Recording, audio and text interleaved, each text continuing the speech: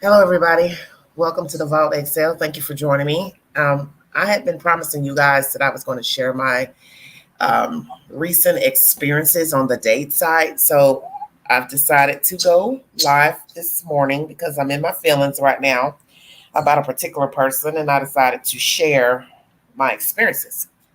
So recently, the month of August, August 4th to be exact, a gentleman messaged me on the date side at like 4 in the morning. Long story short, I responded, I think, just, hey, how you doing? Woo woo. Then went a few days talking, but we didn't ever video chat. And then I told him I would get back with him, and that was probably on a weekend. And I didn't get back, so I thought maybe the profile was fake because there are a lot of foreigners on the site, and they use men's pictures and things. So I hadn't been feeling well, so I waited a couple of days to a week, responded. We video chatted. He's nice looking. He appears professional. And I was just thinking, this is something different than what who I normally talk to. I'll talk to a guy in general. If I think he's nice or whatever, it doesn't matter, or what he does for a living or whatever. If I think, there's some type of attraction or some type of mutual interest, I'll just roll with it. Long story short, this nonsense has been going on for like 3 weeks now of us talking on the phone. He likes to text a lot because he says he's in the financial planning arena, so he can't readily just talk to me on the phone. So I get that. But starting out, I would like to hold a conversation with a man at some point, like in the evenings. Let's talk, let's get together, let's go out. He doesn't want to seem to go out. So as most of you know, I am an out person. I love to go places. You all know I like to drink and chill. I want to go somewhere. So last night, I was trying to go out to a place that most of us Black folks hang at here in Knoxville. And my spirit told me, don't get dressed because he's going to dupe you. He's not going to show up to pick you up or nothing. So I took my time. He told me get back with him 6:15. Okay, so I'm showering, getting ready, taking my time. Probably 15 till the hour or so. Something says you need to call because he hasn't called you back. He tells me he's got to fly out to Florida because he's got to take care of some business with a client with some legal paperwork, blah, blah, blah. So I just assumed it was another lie. And I have a friend on the phone. That's my dilemma right now. That's my dilemma. So I haven't decided to do a background check on him. And as he said in a text, you're the investigator. It's your problem. You haven't found out where I work, where I live. My thing is this. I'm trying to judge the person according to, how they're representing themselves at that time. I don't even know if this is his real name. So how am I going to, you know what I mean? How would I know who I'm looking up? I didn't look at ID. Yeah. So I'm going to ask you as a man, because I already know the answer, but I like to get a man's perspective. All this phone tagging. 2 weeks or so ago, we were supposed to get together. I think it was a Thursday evening. I tried calling. He never called me back because he had a habit of doing that. I would call. We'd speak for a minute. Then he'd say, okay, I'll call you back. But then he wouldn't call me back. So I got in my feelings 2 weeks ago. I just blocked him. I did. I own that. I blocked him because I was just pissed off. We were supposed to do something that Friday or Saturday. So naturally, there was no communication for a couple of days because I was just like, why am I doing this? Why am I chasing someone who initially messaged me and act like they were interested in me? Alan? Yeah. I guess the first thing that strikes me is you said you had another friend that said don't get dressed, and what would make No, that was me. That was me. That was me. No, that's me. I was saying to myself, don't immediately. I'm sorry about that. Don't put your clothes on just yet, because it was like 6 o'clock when we talked, and he said, "Give me to 6:15," because he said he had to. I figured he had things to do like eat, walk his dog, whatever. Hell, I don't even know if the dog exists. You know how that goes, because I'm only going by what he told me. So how the hell do I know? So I don't know. But that spirit was telling me what was telling me from the beginning. If a person can't talk to you on the phone, they won't even make time. Because I understand we're in a texting time. And I'm not a texter. I told him what I do is up here on this platform. That's all I do all day is type, read. I get tired of typing. So I don't want to text a man when I meet him. I want to talk to him for a while, get to know him. If we build a rapport, then I don't mind texting you through the day or in the evening. But starting out, I think two people should get to know each other. Do you agree or you don't? Well, I agree 100%. Okay. But it sounds like you already have seen a lot of red flags. Yeah. And furthermore, it seems like that he's kind of playing games. Yeah, somebody in the chat says if he's seriously interested, he will make time, in my opinion. Wanda says, don't waste your time. Julia says, games on his end. Well, he definitely will make time. Any man will make time for what he really wants. What he really wants. Yeah, my dad told me that years ago. He said, a person makes time for what they want. And the thing that he and so many men don't understand is that,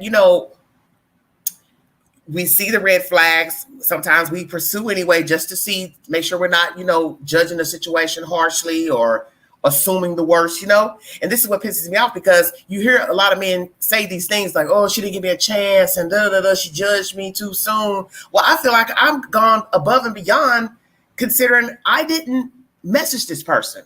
And I told him, I think that you're just on here to pick up women. And if that's what you're about, then just tell me the truth and let me decide if I want to play that hookup game with you or mind games. You understand what I'm saying? Why not just be honest and say, hey, I'm just on here to play these little games where we buy the women. Oh, yeah, the type of site I'm on, you can buy people. Are you hearing what I'm saying? Okay. So he admitted the other day that he gets a rush from doing that. So that tells me something else about him as well.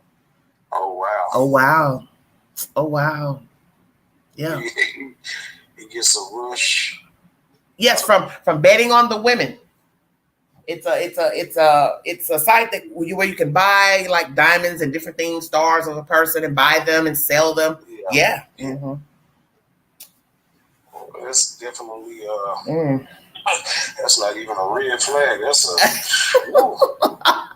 a interesting, is it not? Yeah, that's.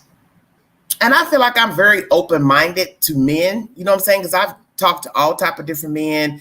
I'm attracted to all different type of men. So it's not just I got to have this certain type of guy that looks like this, or he's got to have this. That's not queen.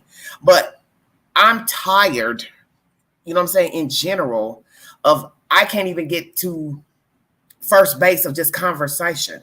You understand what I'm saying? I can't even get the man to follow through. It always starts out with, oh, I saw your pictures. Oh, you're so pretty. Oh, this and that. I mean, even, here in Knoxville, same thing. When it's not the date site, they see me out. Hey, what's up? Call me, hit me up here. And then you realize, okay, he doesn't want anything. You already know what time of day it is, because what is the first thing they say? Well, what you doing later? Let me think. Sleeping? I'm sleeping. But, I'm grown. They're grown. If I decide I want to hook up or whatever, you know what I'm saying? That's my business. But my thing is, you are letting me know off the rip that's all you want, okay? So that's why I'm on the site, is to try to meet somebody decent. I'm trying to meet my soulmate. I don't see that happening. I don't see it happening with anybody, quite frankly. I just don't. Well, I know they're all good men out there. It's just... It's far and few, Somebody said block him. Yeah, definitely block him. Somebody said block him again. God will send you the right person. Wanda's so funny. Yeah, I just feel like I shouldn't even have to do that. I shouldn't have to block a person. You know what I'm saying? And I just feel like right now I feel like I'm in a weak place. You know what I'm saying? Because I'm 53. I'll be 54 in January. I've never been married. I don't have a lot of children. I don't have grandchildren. You understand what I'm saying? I don't have, the typical baggage that a lot of people have with, kid problems, children issues. I don't have any of those problems. I'm coming solo to the table. You understand what I'm saying? The only baggage I'm bringing is just what queens carry. Yeah. But this is, I don't know what to say. His text messages are like, well, I ain't got to get on there for sex, blah, blah, blah. Well, anybody would say that, right? Of course. Yeah, you're not going to tell me the truth. Yeah, I'm on here to pick up women. I'm here to will and deal, buy them, sell them, and then see if they'll hook up, let me come over. Because definitely he's probably not going to take them to his place because he don't want them to know where he lives, of course. Is this age real? He says he's 47. I don't know. I don't know if his age is real. I don't know if his name is real. I don't know if he really has a dog. I don't really know if he's a financial planner, as he claims. I don't know anything. It's hard to find a good man, and I guess a good man would be somebody that's a mature man, just a mature person. It's hard to find that. Because they could start out like that. They could start out talking good. They could start out. And that's what happens. That's what happens, Alan. Then things change. And then things change. Let me tell you something I've noticed. I think that, and I've noticed this even with being up here doing this, I attract a lot of men. That's not even the problem. I attract a lot of men. It's the following up and following through is the issue. You understand what I'm saying? It starts out with a little phone conversation, and then now you can't reach them. They won't answer, or they're busy. They just want to text. And it's like, dude, I didn't send for you. I didn't message you. I didn't pick you up. You know what I'm saying? Look on the site and say, oh, hey, I didn't go out to the club and look at him and say, ooh, I want him. Hey, here's my number. It's always they say something to me. I rarely ever flirt on my own. I can only think of maybe one man in maybe 2 years that I actually just looked at him and said, you're nice looking. You understand what I'm saying? Yeah.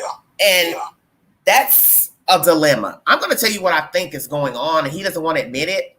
He's never going to tell me the truth. Now, he's talked to me to where it sounds like he's at home. So I'm saying, well, if there's a woman in the picture, it would have to be a girlfriend. Because if it's a wife, she could hear, right? She could be like, who the hell are you talking to? Because we're on speaker, I'm assuming. So at one point, I thought he was married. In the beginning, I said, well, maybe he's married. But then the one day when we were talking 2 weeks ago, it was like a Wednesday. And he was talking about trying to come see me and everything. I said, well, no, he couldn't have a wife because she would hear the conversation. But I still feel like there's a woman in the picture somewhere. I feel like he doesn't want to go out with me and be seen in Knoxville because it could get bad. Although he doesn't seem to hang out with, let's say, the people that we know. You understand what I'm saying? Yeah. He may not run in our little circle of Knoxvillians, but he may feel like I still could be seen by somebody who could go back and say something. But he says he's busy. He's not dating because of his profession. But he's still a man. But that's obvious. That can't be true because he reached out to you. Yeah, but what's the motive of reaching out to me? Well, I would assume that there is a woman in the picture. I would assume exactly what you just said, that he can't go out because he's afraid of being seen or whatever the case may be. Because she might know some people. He don't have to necessarily know a lot of people in Knoxville because allegedly he's only been here, I think, 2 years, if that's true. So he might be dating a woman who is known in the community. People know her. You understand what I'm saying? But I'm trying to understand, why would he want to keep basically a phone relationship? I don't know. That's what I think it's a part of this game. I think it's a part of this game of the buying the women on the site and the playing and, sending them roses, flowers, all that type of stuff. See, all that's with points, a point system. So when he sent that flower the other day, the rose, I said, this is a part of the game too. Let me see if she'll respond because I think she's blocked me. So let me see if she'll respond on the date site. And I was just like, what was the point of that? And he was like, oh, I was thinking about you. Why you got to think, ill? I said, because you and I have yet to go anywhere. So let me throw this at you. He propositioned the other night about going to Pigeon Forge. Oh, we just need to get away. He's talking to me like we're dating each other. Oh, we just need to get away. That's what we need to do. No, you need to get away. I don't have to get away anywhere. Exactly. Because we haven't even gone out here in this locale. You understand what I'm saying? So I'm like, what's the difference between us running up to the mountains for a day or two, which I'm sure will just be overnight because you'll be so busy the next day playing golf with your buddies and hanging at your friend's house, because it seems that's all he's got going on is hanging with his so-called friends. So he says, I don't see running off to Pigeon Forge solving our issue, because the issue will still be, I'm going to want to go out here in Knoxville at some point. We don't have to hang out in Knoxville every night or go places, because I understand he has to get up and go work early, allegedly. But you understand what I'm saying? If we can't even go out to dinner here, we can't even catch a movie here, how is Pigeon Forge going to solve our issue? It's definitely not going to solve it. And at this point, he's built up so much suspicion in you that everything he's doing is transparent. The game is transparent that he's running. Sending you a rose. What was the purpose of that? Saying let's go out of town. Of course, he'll probably end up doing that. He won't miss that appointment. How you going to go out of town? Alan, we can't. You got to listen. In order to take me out of town, you have to drive to where I live and pick me up. You can't do that going out here. You see what I'm saying? So that's why I found it a joke. But going to Gatlinburg or Pigeon Forge or wherever is different than being around town. Like you said, it's less of a chance of him being seen. So I would think he would make that appointment. Because he would assume that I know what you're saying. It's a benefit at the end of that. As opposed to just going out and having a drink or something. Well, let me tell you about that. Many years ago when I was younger, I met this guy. He did construction work out of town, right? So, he had a lady friend or whatever, and he was like, hey, I want to take you out to eat, but, I don't want to be seen in Knoxville, blah, blah, blah, right? So we go all the way to, what was that, Jefferson City, I think? I be damned, my right hand to God. We walk into the door, and a person comes out and speaks to him. I almost passed out. Did you hear me? You understand what I'm saying? That shit fucked me up. I was like, I looked at him and I shook my head. And when we got to the restaurant, I said, see, you can't go nowhere.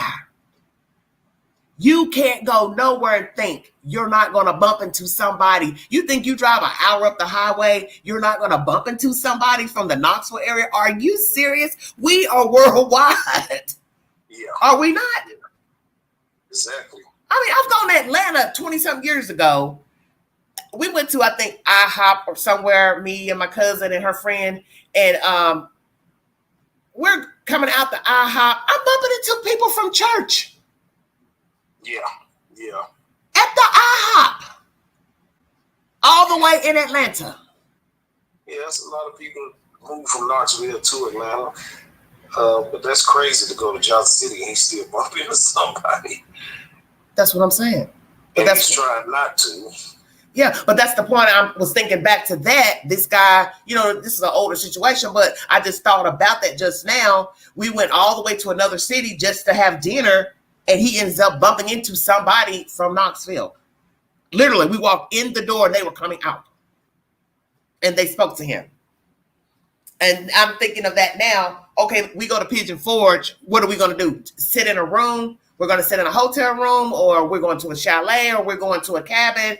And what are we going to do? We're not going to go walk around. We're not going to shop. You see where I'm going? What is the itinerary? We're carrying food. I'm just saying, are we going to carry food with us? What is the itinerary? Because I'm confused. So what do you think? Your honest opinion, because I called you for that reason. I think he wants to be somewhere alone, and I think he has an objective. And what is the objective? At the end of the night, the objective is just to have sex. Okay. And I think he wants to be somewhere where he can't be seen, that he can be alone with you. You don't want to be out in public. Right. You don't want to go nowhere. Y'all can just have some drinks or whatnot. Yeah. I don't like to go out. I mean, he said, I'll go out, but how did he word it? I see people all the time at work. So I just want to, get off of work, chill, relax. Okay, that's your prerogative. But you still are mingling with people. Even if you're mingling with your homeboys at their home, watching the game, whatever, shooting the shit, or you're playing golf on Sundays, that's a public place. And that's also doing what you want to do, right? So I'm trying to explain to him, okay, if you're interested in me, you're the one that messaged me. I'm trying to understand how you don't see my point of view, my perspective, that I feel like you're hiding me. And he's saying, no, I'm not hiding you. I'm just busy. And as I told you, things do pop up. I said, but it seems like things only pop up when I'm wanting to go somewhere. Yeah.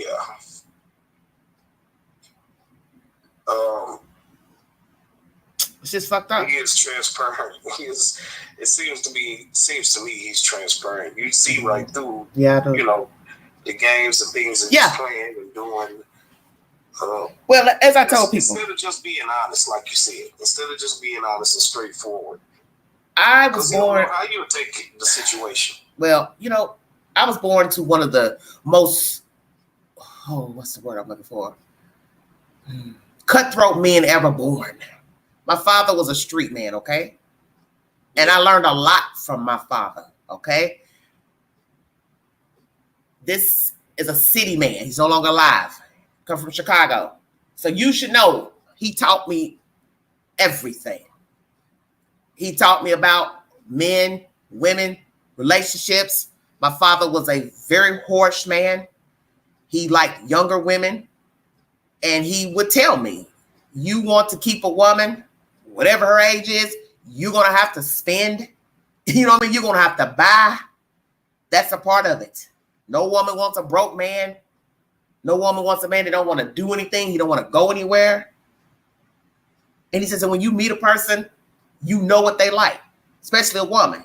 She should never have to ask me for anything, because if I like her, I'm interested in her, I know what she likes. I know what she needs. She don't need to tell me she needs to get her hair done, her nails done, her rent's due, her light bills due. I know all of that. So that's why I laugh at this bullshit here that he's trying to put at my feet, because I was taught by the best. Now, what I choose to do, you know what I'm saying, is a totally different matter. Yeah, it's different. Yeah. So I'm playing this game with you. So I own my shit, okay? I don't want anybody in the audience thinking I'm not owning my shit. I own the part I'm playing with this fool. I own all of it. Because I originally thought he appeared to be a narcissist when we were first talking. I said, oh, this guy's full of shit. He's full of himself. I don't need to be talking to this dude. Because, he talks very eloquently. He uses really nice words and sentences. But like I told him, you know what? To me, you just like everybody else. You just pretty on paper. You just pretty on paper. That's it. You know what I'm saying? To me, no different than a guy who's got a bunch of children that he don't want to be bothered with, or he got a lot of women and he's flipping this one and flipping this one and lying to this one. I see the same. Why wouldn't I? Do you think you intimidate them? Some men are intimidated by certain types of women, aggressive women or real intelligent women, but you say he's intelligent himself. Yes, he is. So if you was aggressive and you want to know what is his expectation, or what are you trying to do, or you causing him to answer important questions. Yeah. And some men might be intimidated by that.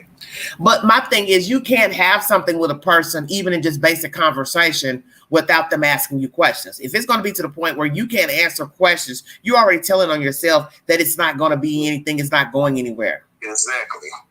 He's divulged all this stuff about, moving here, his family, how he came to Tennessee from, Georgia, blah, blah, blah. All those things he divulged on his own. Like right now, I don't know what's the truth. And I told him that. And I said that in the text messages. For all I know, you're right down the street. So let me tell you what I did. When I thought that he had to leave town yesterday, I called every damn price line, every flight itinerary I could find to see if a flight was leaving out for Boca Raton in the morning. Yes, I did. I did that because my spirit was saying he's lying to you. So I checked all these different itineraries. No flights are going out.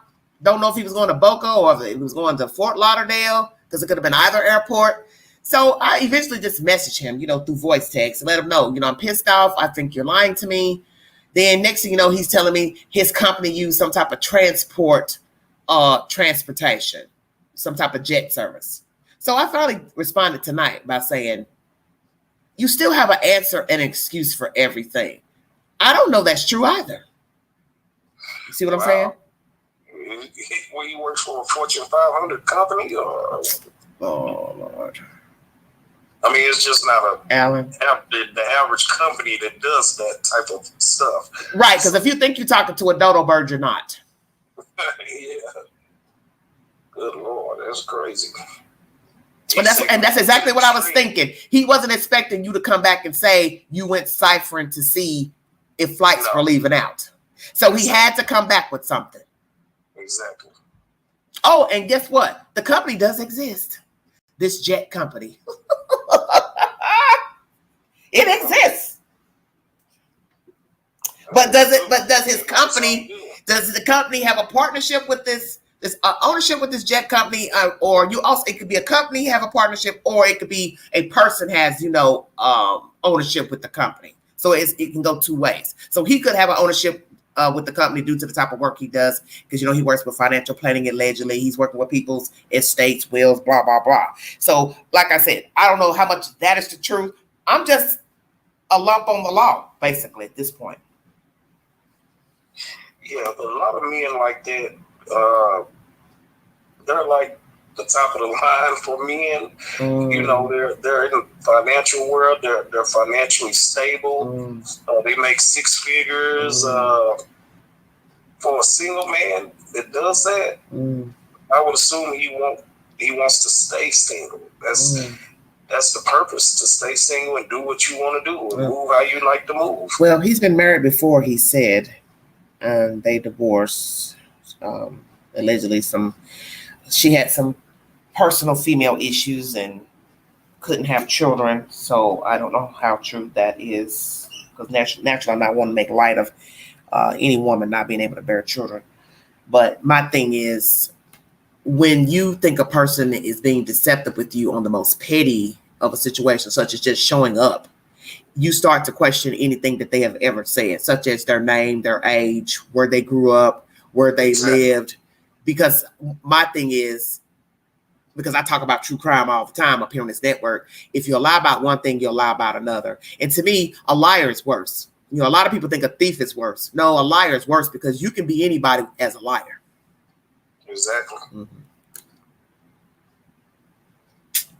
Miss Justice says, so you already know the answer.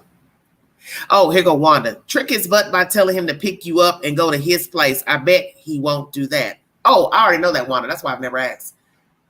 Why don't you show me where you live? You don't want me to know where he lives, because he want to make sure I don't ever show up banging on the door, acting a fool, trying to act like, I'm on an episode of Snapped. I mean, has he actually came at you like he wanted a relationship? Or no, he's never said he wanted a relationship. It's just been conversation. I don't even want to use the word friends, because this isn't how you treat your friends. True. Yeah, you're right.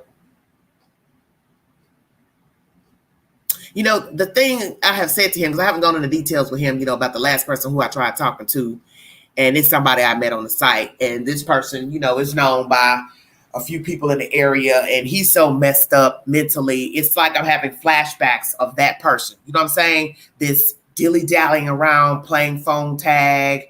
One day you want to talk to me, the next day you don't. When you do come around, you're moaning and crying about what happened, and you're always getting yourself wrapped up in some type of legal trouble, drama. I want somebody different than that. You understand? I understand everybody's flawed. People make mistakes, but I want somebody that's going to grow up. And the last person seems like their mind was still, they'll say, well, I'm not in the street, but your mind, you're doing stuff to act like you want to be in the street. You understand what I'm saying? So, but I have history with this person. You understand? I have history. And I think his problem is he don't want to commit to me because of who he dated, and allegedly she cheated on him. That's his version. So I think he feels like I'm not going to ever be in that situation again. I'm not ever going to set up house with a woman again. And he has said that. I'm never going to live with another woman. I'm never getting ready to do that again and get duped.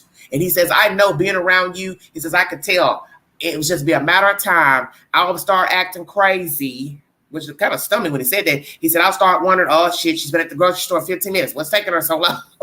Why she ain't back? And I said, but that's not how you and I navigate, because I'm pretty much an open book with you. I'm not that type of female. I would not cheat on you. If I felt like it wasn't working, I would tell you that, and then I go remove myself from the relationship. I'm not getting ready to go, go pick up another man knowing you've been hurt allegedly by this certain person. And I think his issue is he's still holding on to this hurt from this female. That girl that went on and moved on. You know what I'm saying? She ain't thinking about him. Or that's game because he really don't want to be in another relationship, and men just want their cake and eat it too. And it could be that too, right? Could just be lying. Maybe she didn't cheat. I don't know. I don't know what she did and didn't do. But that's my point. You only know what people tell you. So you don't want to make a person out to be a liar. Exactly. So I just trusted that, okay, he's hurt. He doesn't want a commitment. And like right now, we haven't talked in months. I haven't heard from him. Don't know what his problem is. I decided, okay, you know what, Queen, move on from that. Let that go. So when I met this little fella a few weeks back, I thought, well, I wasn't interested at first because I just felt like he was, full of himself. And then he's like, well, come on, can we start again? I apologize the way I came off. So I gave him another chance. But it seemed like every time I want to talk in the evenings, he's busy. Gets off from work, does his thing. He's going to bed by 8:30. So I'm like, well, that doesn't really make much time to get to know a person. And I get it. You have to get up and go to work. You want to keep your mind focused. And, he's let me know he'd like to cut loose, but he don't want to do anything to jeopardize his job. Okay, I get that.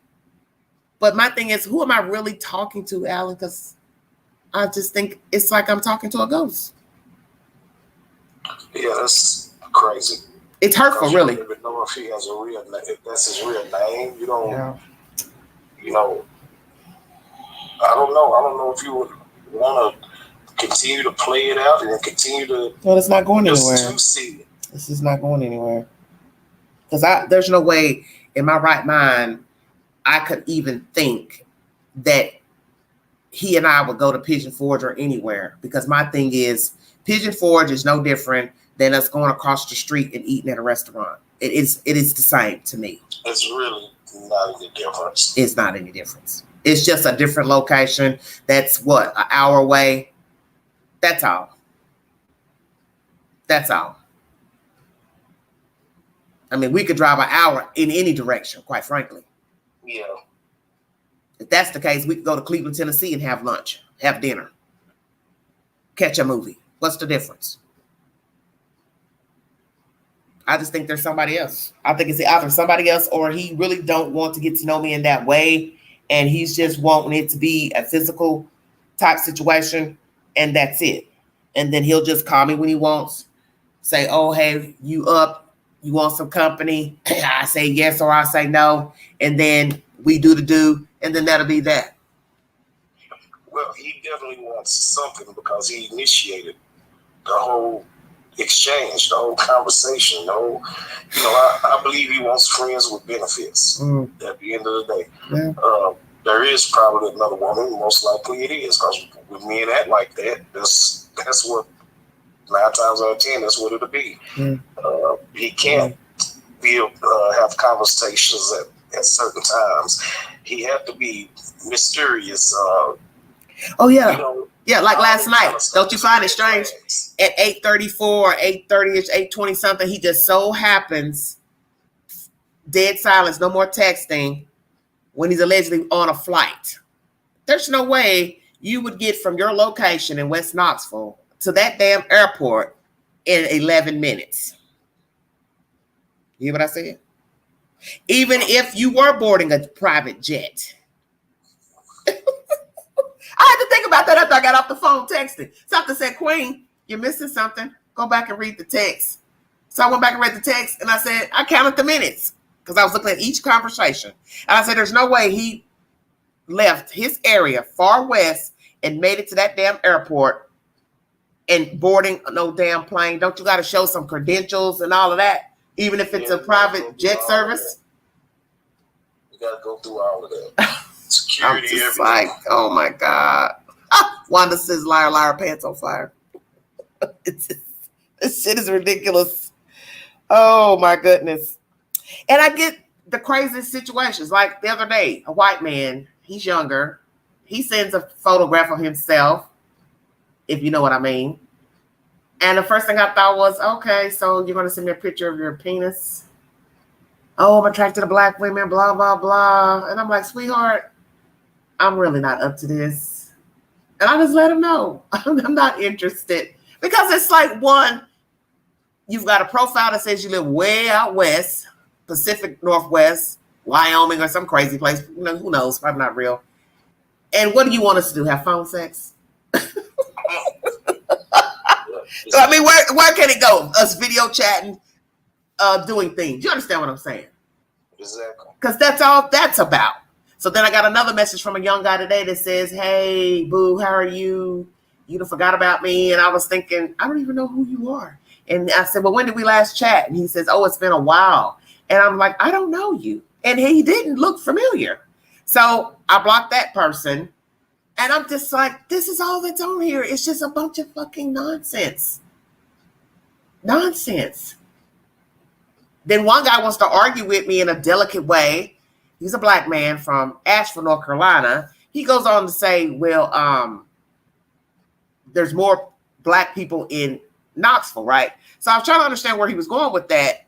So what he ended up saying, please, like being smart alecky, because I was saying, I was confused at the conversation. What are you trying to say? I shouldn't be on the app because there are more black people in Knoxville? What does that have to do with the men in general? It doesn't matter if we have more people here in Knoxville. I can't make a man pursue me or be interested in me. Whether we have 200, 300,000 people. You understand what I'm saying?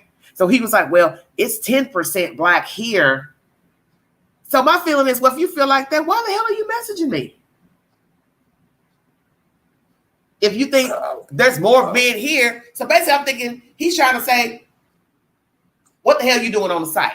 Because you got more black people in Knoxville. Without saying it. Yeah, really this is what I'm dealing with. Sense. Huh? It really wasn't making sense. It didn't make any sense because he was like, please, it ain't but 10% black here. So I was thinking, like, where's this conversation going? So I was already getting a bad vibe that this guy feels like, what? You're black, you're nice looking, you got more black people in your area. Basically, what are you even doing on the date site? Hell, then I could say, well, what are you doing on the damn date site? Yeah, that's why I said it didn't make sense. And that's why I didn't respond any further. What's the point? But this is what it's like. They either sending pictures of their private parts. They're either saying, hey, what's up? I want to do this to you. It's never genuine. Rarely is it genuine conversation. Huh? A grown man is not going to do that. So that's a red flag too. I know. Unless the woman just really wanted it and asked for it. But if you ain't asked for it, who does that? No, not your first not your first conversation. Hello, Miss Lady, how you doing? And before I can even respond, here comes a picture of a penis. And I'm like, well, damn, you didn't give me a chance to say hello. That's crazy. I'm just like, this is what I deal with. And when I tell the men, sometimes I'll respond and say, well, if you sent me this picture of your private part, this tells me you do this to everybody you message. Because what is so special about me that you would send a picture of your private part, and then someone will respond and say, oh, no, I don't really do this, but it's something about you. Oh, well, what is it about me in my picture that says, hey, send me a picture of your private part? What is in my profile pictures that would make you think it's okay to send a picture of your penis? Yeah, that don't make sense either. You do it to everybody. You do it to everybody. Exactly. I remember years ago when I first got on the site, because my friend, she had recommended it. She lives in Charlotte, and she's been dating this really nice guy up that way for some time. And she got lucky, and he got lucky too. But when I was telling her the troubles I was having with the men on the site, because I would jump on and off, she said, well, she's like, well, what type of pictures are you posting? I said, what do you mean? I said, I'm just posting regular headshots. And she's like, okay. She's like, are you wearing a lot of makeup? And I'm like, no. And she's like, I'm just trying to understand why you're having so much trouble finding a decent guy on these sites. She said, I just don't understand. I was like, are you serious? Are you really asking me that? When you wouldn't think it's just you. I would assume it's every woman. Yeah. Yes. And I'm gonna tell you something, Alan. You wouldn't believe the men that are from here that are on there. I'm on 2 of them, and I see men who I know well, and they have women, wives, and I just be like, oh, if she only knew. And I think back to a certain person I know right now, he was her boyfriend at the time a few years ago. He was on the same side I'm on now. And I noticed him because the picture was real dark. It had like a red light in the background, but I kept saying, that looks like dude. And so, I never told her, of course, until one day she approached me in my messenger about a problem she was having with another woman. And then I went on and just told her, I said, well, you might need to know he's on the site. And she was like, really? And I was like, yeah. So what was so sad about her situation? They're married now. So she knows he's still that way because a friend of mine told me recently that, he's still doing the same thing. He hasn't changed, although they've married. And I was like, wow. What's sad is her perception of, Angie, I know how I got him. These are her exact words. She said, I know how I got him. He had a woman when I met him. So I knew I was, messing with a whore. And I'm sure I'm getting all that payback because I pursued a man who had another woman. Okay. And I don't want to go out here and find another guy and start all over, start the process all over. And that was her answer. And next thing you know, they married a few years ago and I was stunned. So she decided to settle with this guy that everybody knows around town that's wide open. And I'm like, damn. But she's gonna regret that. She's gonna, because obviously he's still cheating. I don't think that'll just make them stop just because they got married.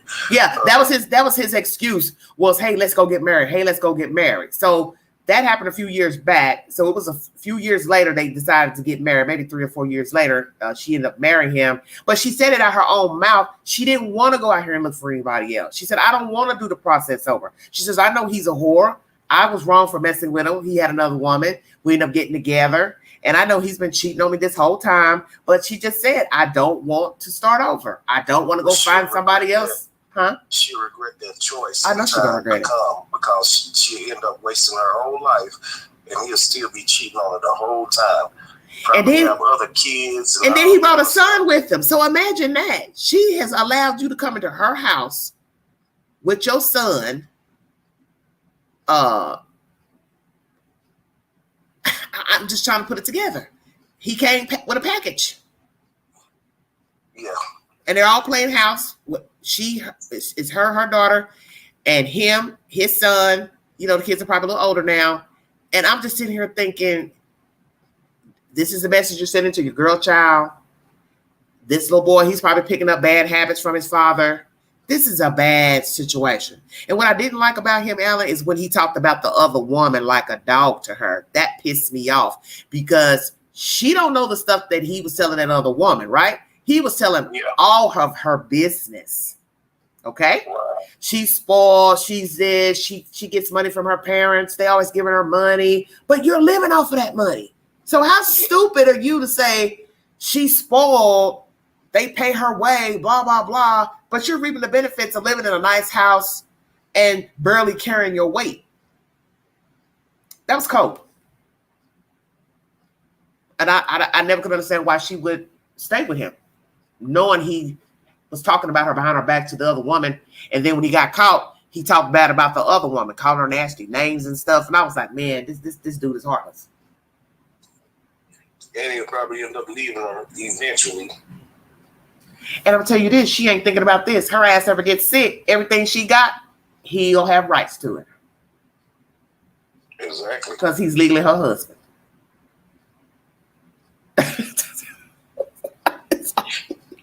Well, she's settling for that. I don't understand why she would. I don't know. That's kind of crazy. But I think we all in life have settled. You understand what I'm saying? I admit that I settled for 3 years with a person who I saw was never going to change. They were problematic. They had mommy issues. I mean, this dude he had so many issues. I mean, I could write a book about him. And then I told myself, don't go back into the biz. Don't even look at anybody that resembles him. You know what I mean? The ways, the whining, the crying. So here comes this guy, nice looking. And I'm thinking, a breath of fresh air. That's what I was telling myself weeks ago. I said, he's got some little ways about him, But let's just see. I'm gonna give him a chance. I'm gonna try to talk to him and see where it goes. And I'm just disappointed because I can't believe anything that he says. And he swears, I'm not lying to you. I don't have to get on this site to have sex with nobody, blah, blah, blah. And I notice he gets really angry in his texts when he thinks I'm assuming he's a liar. He talks very mild-mannered until he talks about being a liar. Then he writes in the caps and the exclamation point. And I'm like, yeah, why that? Why are you upset about that?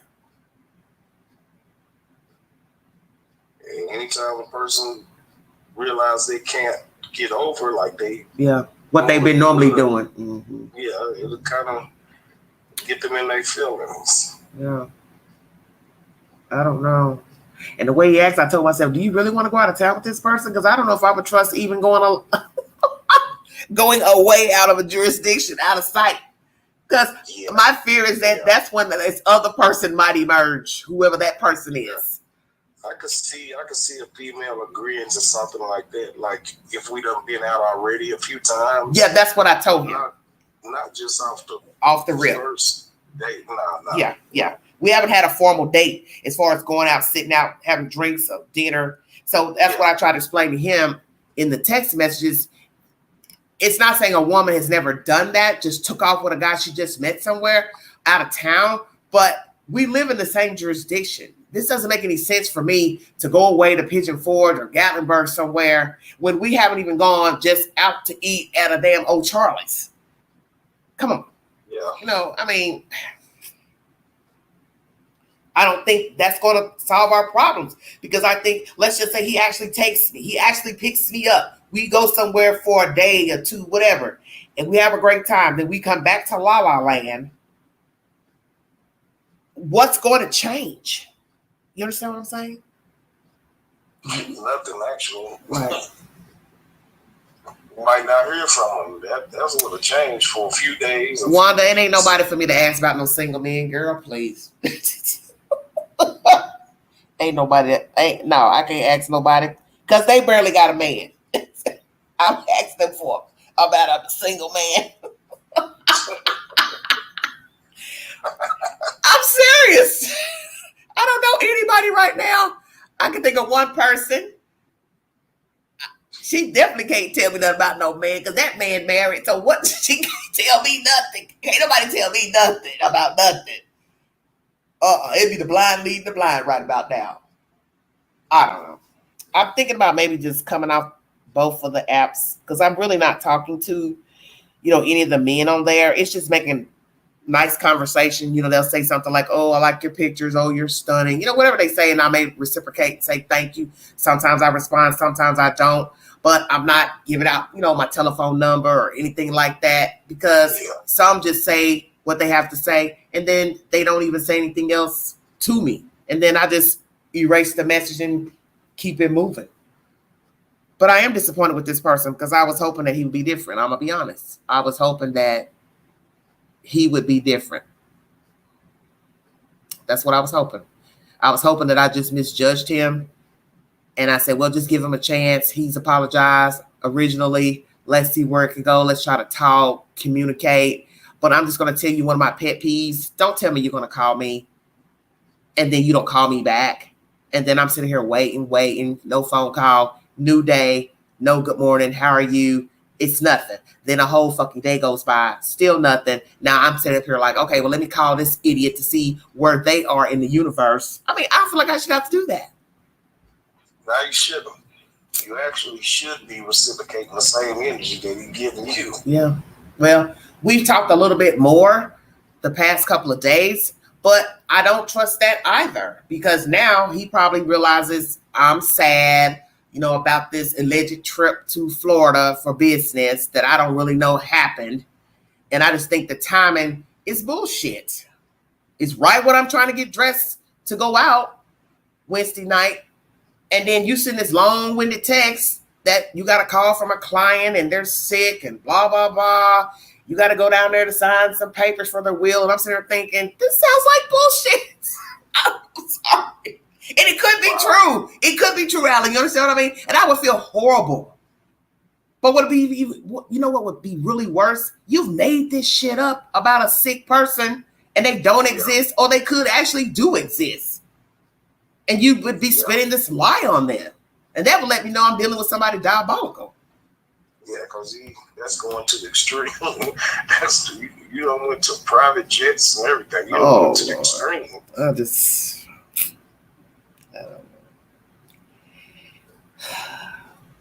know. But even with that, people still will have a time to call you when he get through with the business and he heads back to his hotel. Mm-hmm. Okay, let me call her and see if she's asleep or how she doing or whatever. Never called. He never called yesterday. He never called Wednesday night to say I made it. I arrived. I know you're angry. I know you think I'm lying, but I am here. Let's video chat. Wouldn't that be a way to confirm it? Let me show you I'm in the hotel. Let me show you I'm at the hospital where he is. If you just sat out in the waiting room, anything. What somebody that's real would do. Exactly. You know what? Shut your mouth. That's what a real man will do. Exactly. Because that's what I told him about the flights. I said, well, it's not like you're going to send me the itinerary to show me, you booked the flight and these are the times, because you get all that in your Gmail or your email when you are confirming, plane tickets. Everybody knows that. Yeah. You get that in your email. So anybody who really was interested in me would say, let me send this woman this damn itinerary to show her I'm getting on a plane. No. Sending me shit. And my thing is, if you've lied about this, you've lied about everything else. For all I know, you live around the corner from me. Down the street. Most likely. It's crazy. You know what I said I'm waiting on? What is that? You know what I'm waiting on, right? What is that? What do you think? What would a woman be waiting on if she think a man's been lying to her?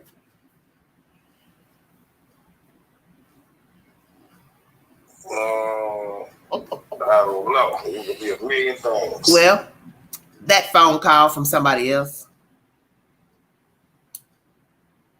Yeah, but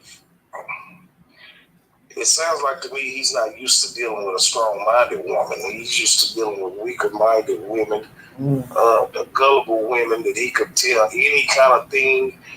It sounds like to me he's not used to being questioned. Like he's being questioned with you. What you mean he's able to run that type of game on other type of women that they accepted it. But come on, let's be truthful. Even the weakest, mildest of a female, at some point in her mind, she's saying to herself, why are we always texting? Come on now. I know, but maybe they're not questioning it. You're questioning it. And obviously his answers, you're catching him off guard and he's not ready for it. And he's went so far as to bring up a private jet. Good Lord. I can't laugh at you. I'm so funny. That shit threw me off. When he wrote down the company's name, I was going straight to Google because he knew I was gonna do that. So I pulled it up. Hell yeah, I even called this other number and the lady who I talked to, she says, oh yeah, there are 9 to 5 offices, but yeah, I know who you're talking about. And she was explaining to me how it worked. It's an ownership program. And I said, I'm just gonna be truthful with you. I'm just trying to find out if this company flew out tonight to Florida. I'm just feeling some type of way. And I don't want to feel like I'm being, lied to. That's all. And I guess she was probably like, damn, this is deep. But she was nice. You know what I'm saying? And then she was like, well, here, you can get this number, call these people back tomorrow. And I told myself when I hung up with her, I'm not calling anybody. You understand what I'm saying? I would do this. I would just ask them, well, when you get through, then give me a call. Because you're not doing it 24/7. So whatever business you're taking care of, you got to go back to the hotel eventually. But guess what? Why should I have to once again tell you to call me when you land and to take care of your business with this client, to call me when you get back to the hotel or you get back on the damn airplane? No, I was just playing the game with I know what you're saying, because basically that's all I'm doing anyway. I'm expecting him to call, but you want to hear the excuse that he'll give you. I think he was at his house. He says he has a house. You know if that's the truth. I think when he got off the phone with me texting, he went and laid his ass down where he sleeps and thought to himself, this is some shit now. Because now I've had to lie to this woman and tell her I went out of town and I didn't. And she knows better. Exactly. And she's probably going to want a video chat with me at the location. So I'm going to quit texting before she asks that next. That's why I said, you didn't put him on the spot. No, he put himself on the spot. Because he put himself on the spot, but he's too old for this. Like I've told him before, you're too old for this fucking line. And you ought to be ashamed of yourself because you could have just came out the gate and let me know what you were about and what you wanted. Hell, you messaged me at 4 a.m. on a Sunday morning asking me why was I up so late. And I told you I was up watching TV. That to me tells me everything I need to know. You up at 4 o'clock in the morning scrolling these damn profiles, in my opinion, looking for a fucking victim. Hell, just keep it real. Even the average man would say, shit, let me at least put my bid in and take her out to eat and then ask for the kitty cat. He ain't got that kind of fucking sense. Exactly. That's why I know he's not mature, because he's not even approaching the situation in the right way. Only thing he want to do is lie and tell more lies to cover more lies, instead of just being honest, being straightforward. Because that's what time it is today. Niggas ain't lying like that no more. Niggas really telling the truth. Yeah, and most of the men I've met, they'll tell you, hey, they want to just, hook up, spend the night, whatever. I can respect you better if you're honest. Just, you know what I'm saying? You're honest. He can't even just say, yeah, I just want to get that. Now, eventually that subject has come up, of course, but you understand what I'm saying? It wasn't initially in the conversation when you originally texted me.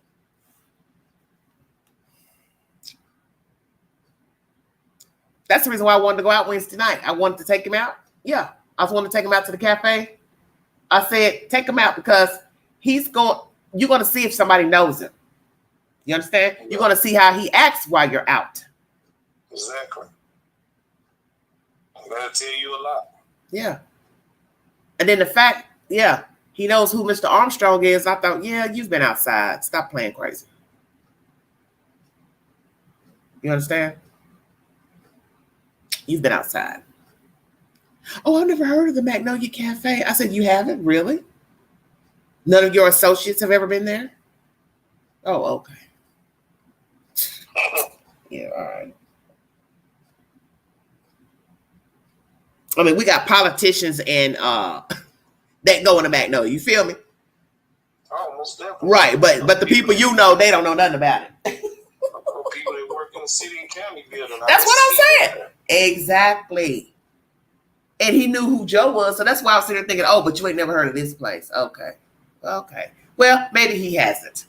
Maybe he, goes home, walks his dog, gets something to eat, then goes straight to bed.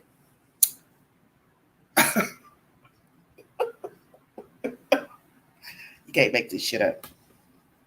Yeah, it's crazy. Well, this is my life right now because I haven't met anybody.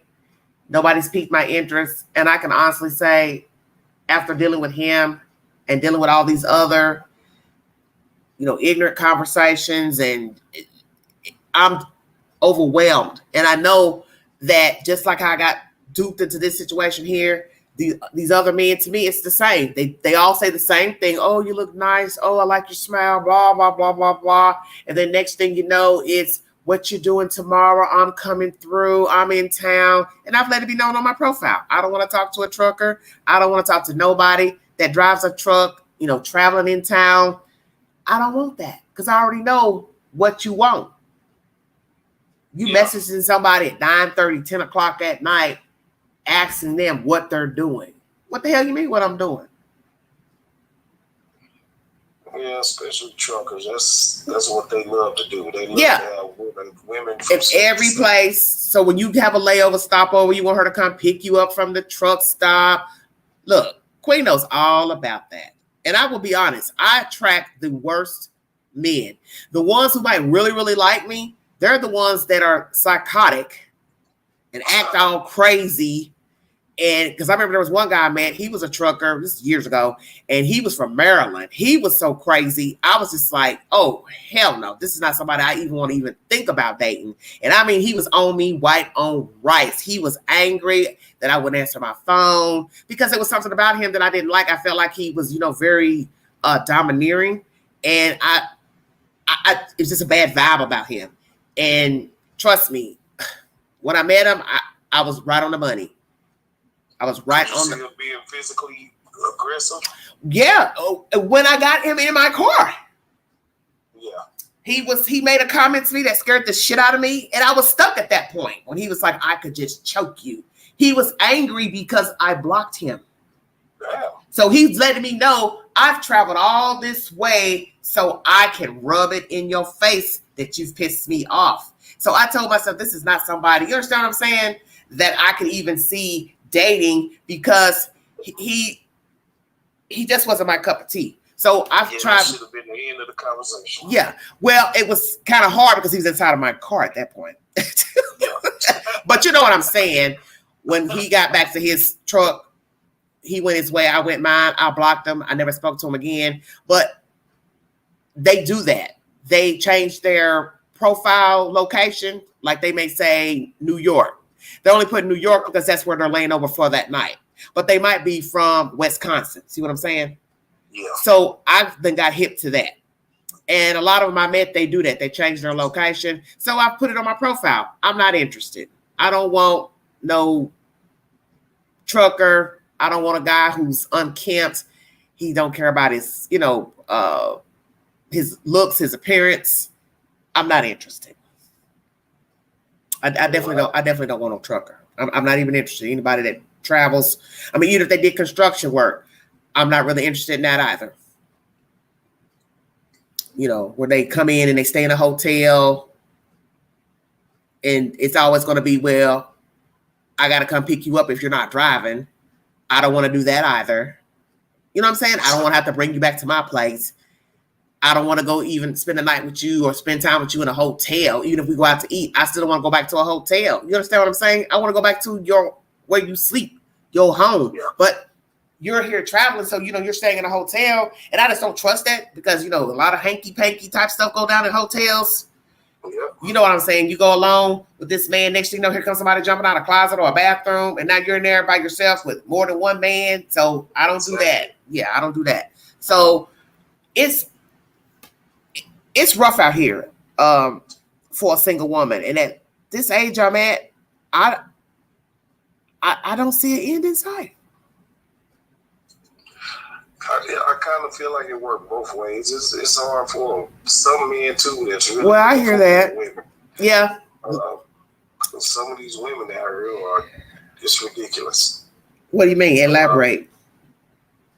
Well, there's a lot of women that, if a man doesn't have a certain type of money, if he's not doing certain types of things in the street, they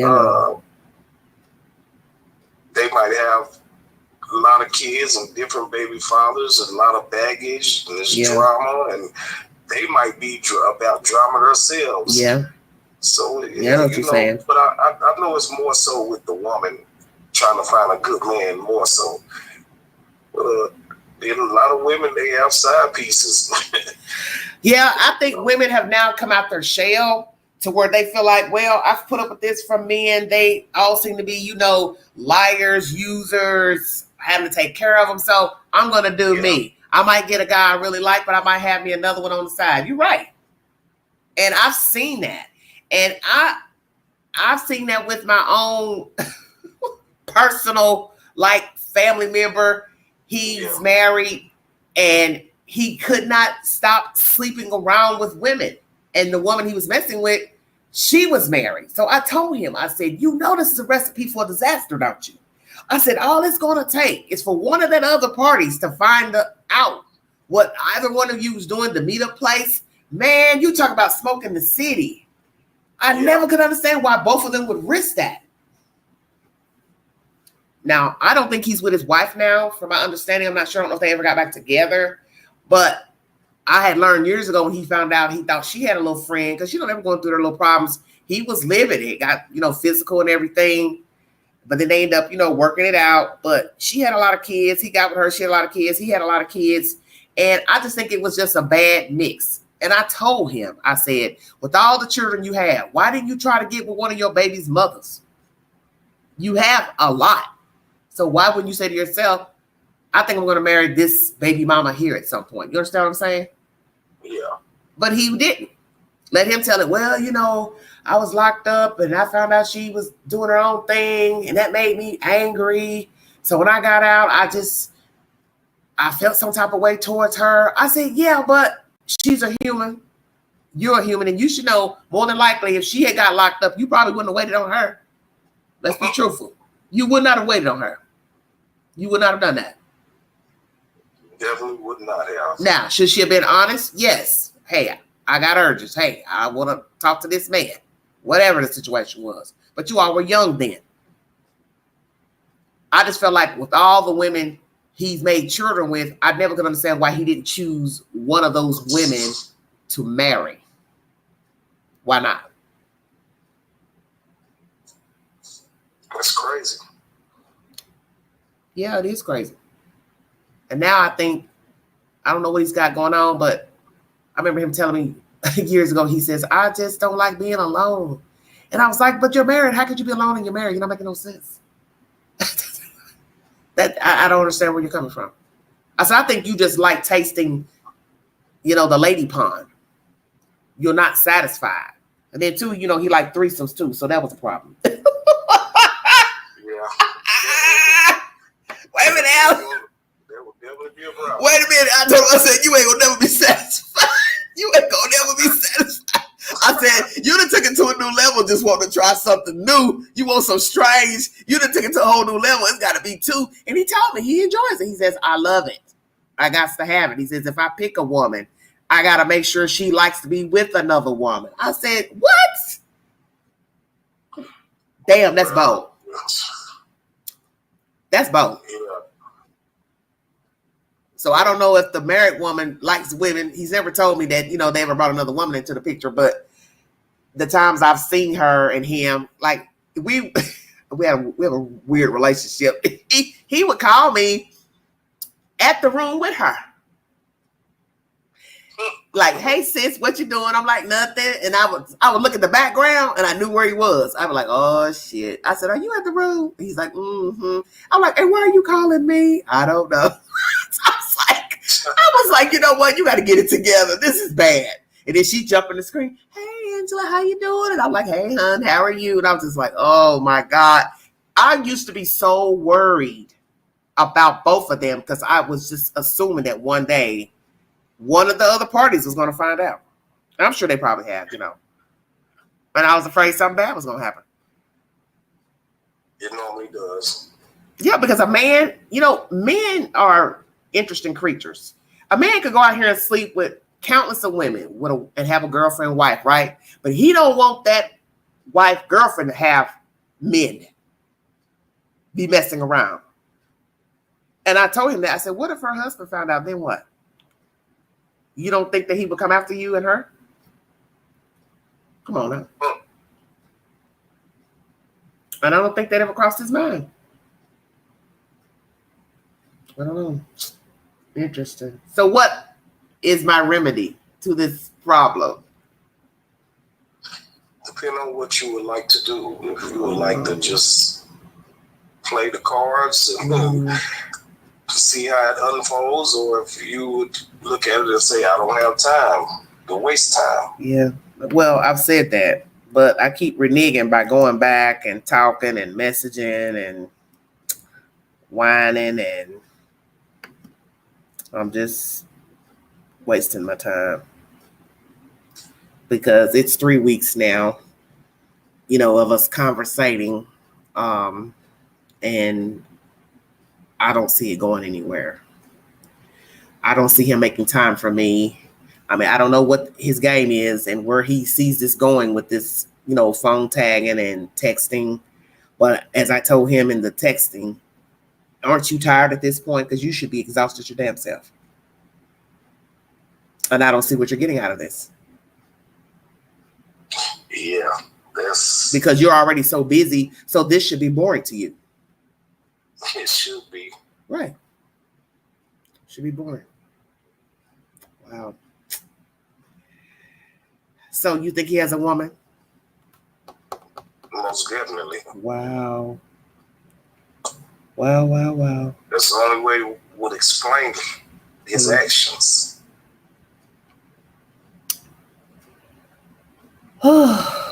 Just looking at it from a reasonably objective standpoint. And a man's point of view. That's why I called you. I said, I'm not going to talk to no woman. I'm going to talk to a man. Well. And I've cheated on every female that I ever been with. Oh, my God. Don't you tell me that. Except my wife. Okay. So what's different with her? You know, I just got tired of doing the same thing. And I've messed up on a couple of good women. Right. Prior to her. Okay. If I just made a conscious choice that I'm not going to do that anymore. Though, you know, you get older, you start wanting somebody really to be there. You start, it'll come a time that these men that you're talking about, all of them, they're going to mature eventually. Hopefully it's sooner than later.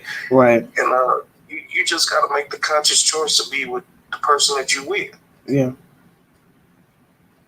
And I just made a conscious choice. I don't desire. I don't want to cheat. I don't want to. Man, it's a headache for real. It's the battling. You know, and my daddy told me that years ago. And I think he realized that once he started becoming ill. At that time, you know, I didn't know he was sick, but I later learned a year and a half later that he was sick. Even at that time when we had the conversation, and I went to visit him and his wife. So I went up there for a wedding, and we were riding in a car, and he said, you know the kind of life I've led, and you know all the women, you know, that I had, and them young girls, and he said, I think about all the money I wasted, all the time I wasted, you know, running here, running there, lying, and he said, look at it now, it ain't nothing. It's nothing. And that was deep because I never thought he would, you know what I'm saying, be the type to admit that all that running around and, you know, bedding these young girls and, you know, taking them on trips and bringing them to Tennessee. I mean, he was flaunting it heavy. And, you know, he ended up making a baby with one of them. She was young. He met her when she was like in high school, and he was working at the school. Yeah, my daddy, he was a dirty ass something. he was rough. So he liked them young. He liked them young, and really in standard time, he would probably go to jail now for the shit he was doing. I mean, let's keep it real. But he told me, you know, near the end, he's like, I wasted a lot of years chasing them girls. He's like, I don't know why I was doing it, but I just did. And he's like, I look at my life now and I've wasted so many years to be where? Here with the same wife. We're still together. Through everything. And it was sad watching this man who walked around with this, you know, this big attitude. You know, that sounds, hey, I believe my father thought his shit didn't stink. You know, he was that type of dude. He, you know, he's a street man. He was in the street living a fast life. He loved women. He loved them. You believe that. But to hear him that, you know, that one time to be like, girl, it's over. It's no more chasing, no more picking up, no more nothing. I'm done. I'm exhausted. Yeah, it's tiresome. But see, what I was wondering is, did it become tiresome when he became sick and he knew he was sick and he knew he wasn't going to be able to chase them cuties around and they definitely wouldn't be there for him in his need, you know, in his hour of need. Because you know what type of woman is going to be there for you if something ever happens to you and you get sick. Exactly. And I think he knew that. But times are changing. Women are changing. Yeah. They don't want to be bothered now. No, you got women they're not going for that, you know. They're wanting a relationship now. Some women used to be, once upon a time, they'll play their position, play their role. Now, if they're doing that, you're going to have to be paying them. They're going to be wanting money for it or whatever. You're going to have to take care of them. Things, women are changed. They've changed. Well, the world is different. You know, like I said, we're all human. We all have urges. We all have physical needs. But at the end of the day, that is just not going to be enough just having sex. You understand what I'm saying? I don't care what kind of sex you like, how often you need it. At some point, you still got to eat. You got to pay bills. You got to pay rent or mortgage. How much sex can you have with a person? And you can't even ask that person for anything. And that's how I feel, you know, with this person. Can I ask you for something if I need it down the road? Are you going to be that type of guy that, hey, I need a bowl of soup, you'll go get it. I'm not feeling well. You'll go to the store and give me some ibuprofen. I don't see you being that type of person. I mean, he said that a few weeks ago. Oh, if you ever need anything. And my thing is, how? You can't even respond to a phone call. Yeah. How are you going to be that guy that says, oh, Angie's not feeling well. Let me go to the soup kitchen and get her some, you know, broccoli and cheese soup or chicken noodle soup. I don't see you being that guy. Oh, Lord. I just feel like it's my turn. I told this to a guy recently. It's my turn. I want to have what I have never had, and that is to be pampered. I've took care of myself since I was, 21 years of age. So I want back what I've given myself. I want somebody to pamper me, do for me, call me, chase me, ring my phone. What you doing? Where are you going? You need something? That's what I want, and I feel like I deserve it. Rightfully so. Supposed to. Yeah, I mean, and that's what this guy don't understand. You talking to somebody who is trying to get to know you. I'm there. I'm willing and I'm there. And it's like you flipped the table where you thought, well, maybe I wasn't interested in you at first. So maybe it's like payback. I'm going to make her suffer because she didn't message me and video chat with me right away when she said she was. So I'm going to make her chase, jump through hula hoops. But he should know at some point, I ain't going to want to keep doing this, you know? No good woman would. Exactly. What you That'd said. be my advice to you. Don't just allow yourself to be used. Yeah. Well, that's what I feel at this point. I do feel used. Although he's saying he's not. He's just a busy person. He's not, a phone person. Oh, I have been texting you. But like I told him, it's not enough.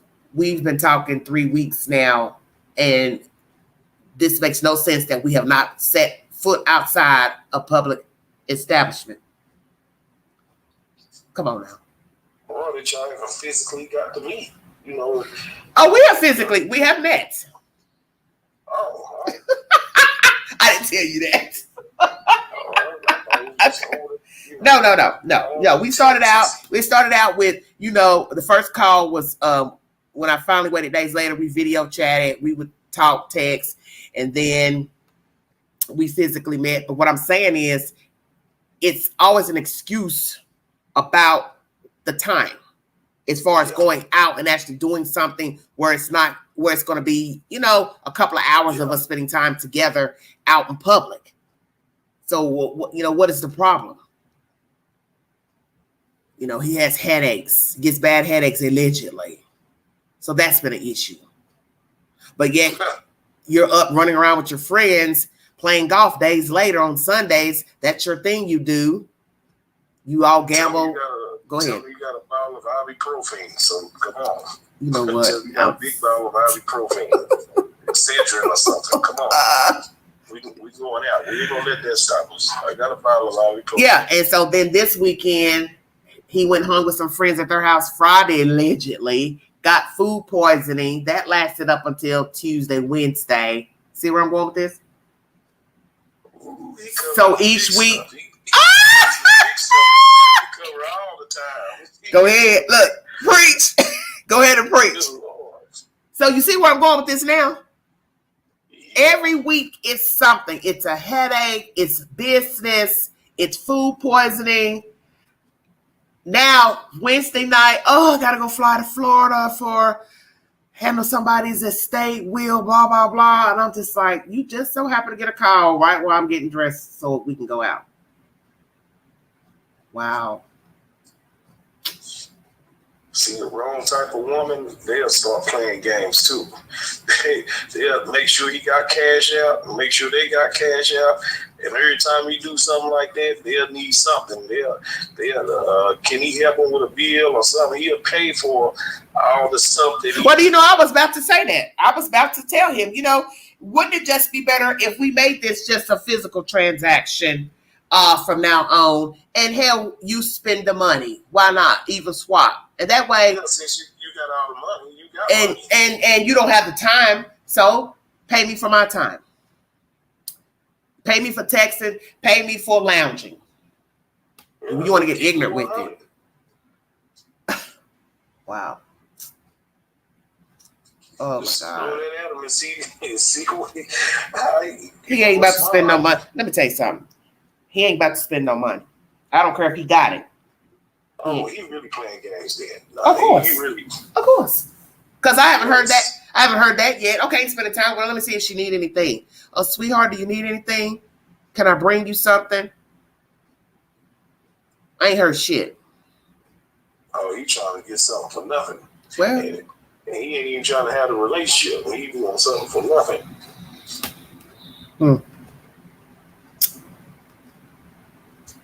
It's just... But that's that old comment. Oh, I don't have to get on here for sex or whatever. Mm-hmm. Yeah, that's the primary purpose of you getting on here. Is for sex. But he's not going to own that. No. Now, you got some dudes who will go ahead and say, hell yeah, I'm on here to pick up, get me some. He's not that guy because he's trying to represent himself as this debonair, educated black man that's, in the know and got his shit together. I ain't about to let nobody think I'm this low rent, that I'm on an app to play these type of games. Psychology. Yeah, but reverse it because it's toe up from the flow up. Because it's so obvious. It's elementary school. It is elementary.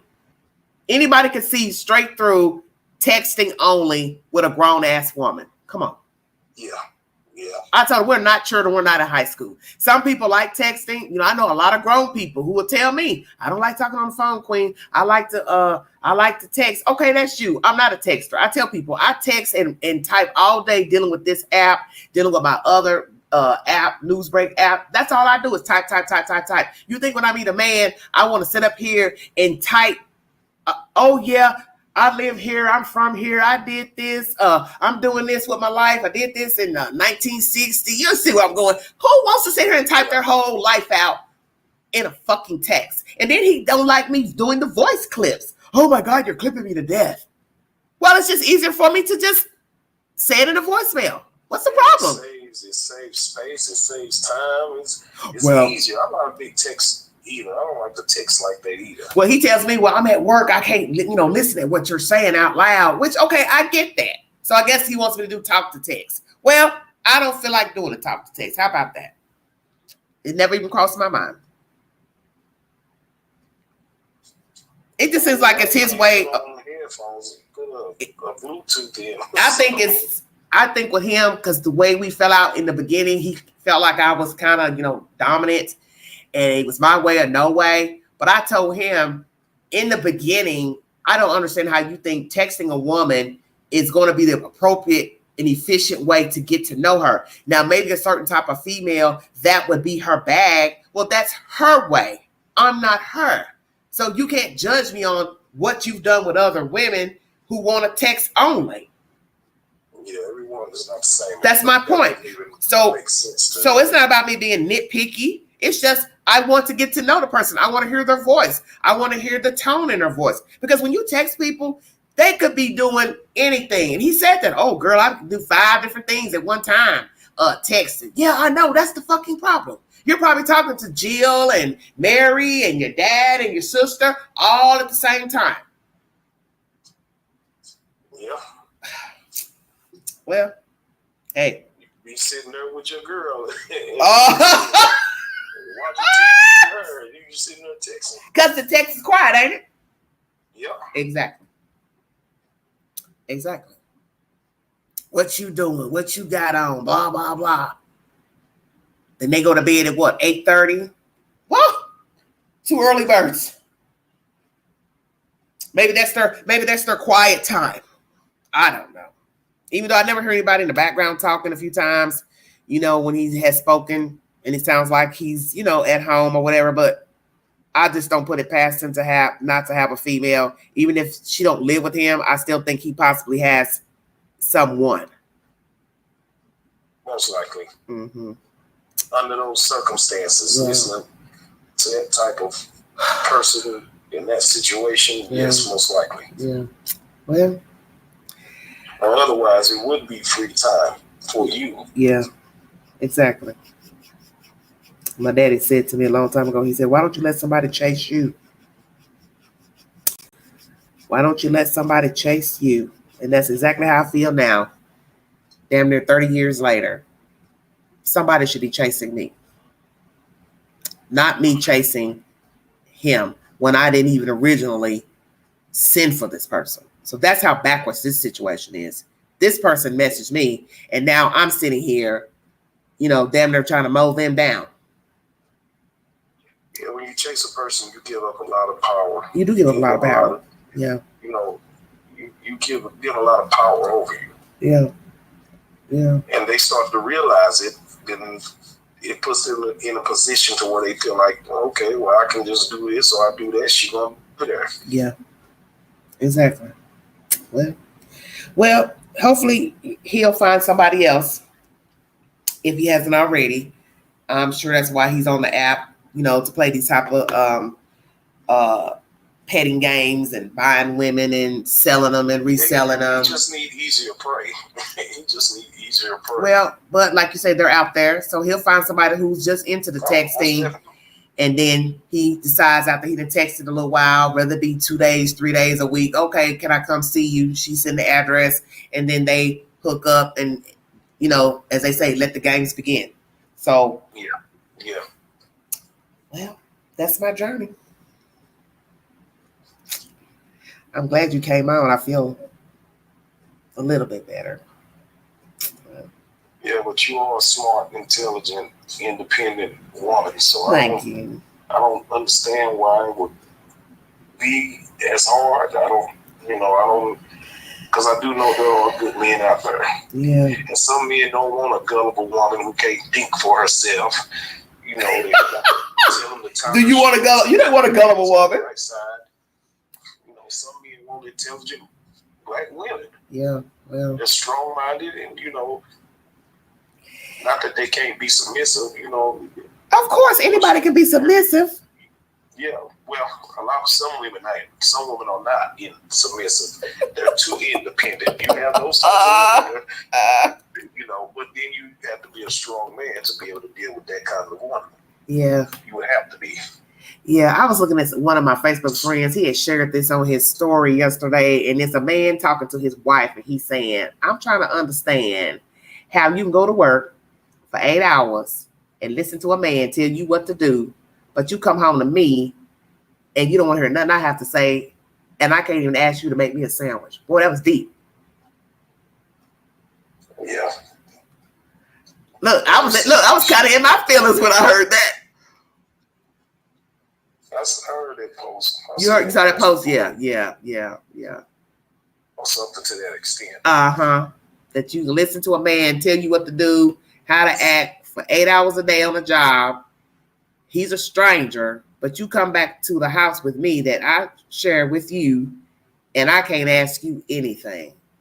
Ask you to do anything. Like to me, she's lost respect for him or lost respect in him. Unless she's just an honorary human being. Yeah. But then that should tell him what he need to do then. Yeah. One thing about it, we getting to an age where we're too old to overlook red flags. So red flags are so important to me now. They are. Just can't overlook them. And they're there.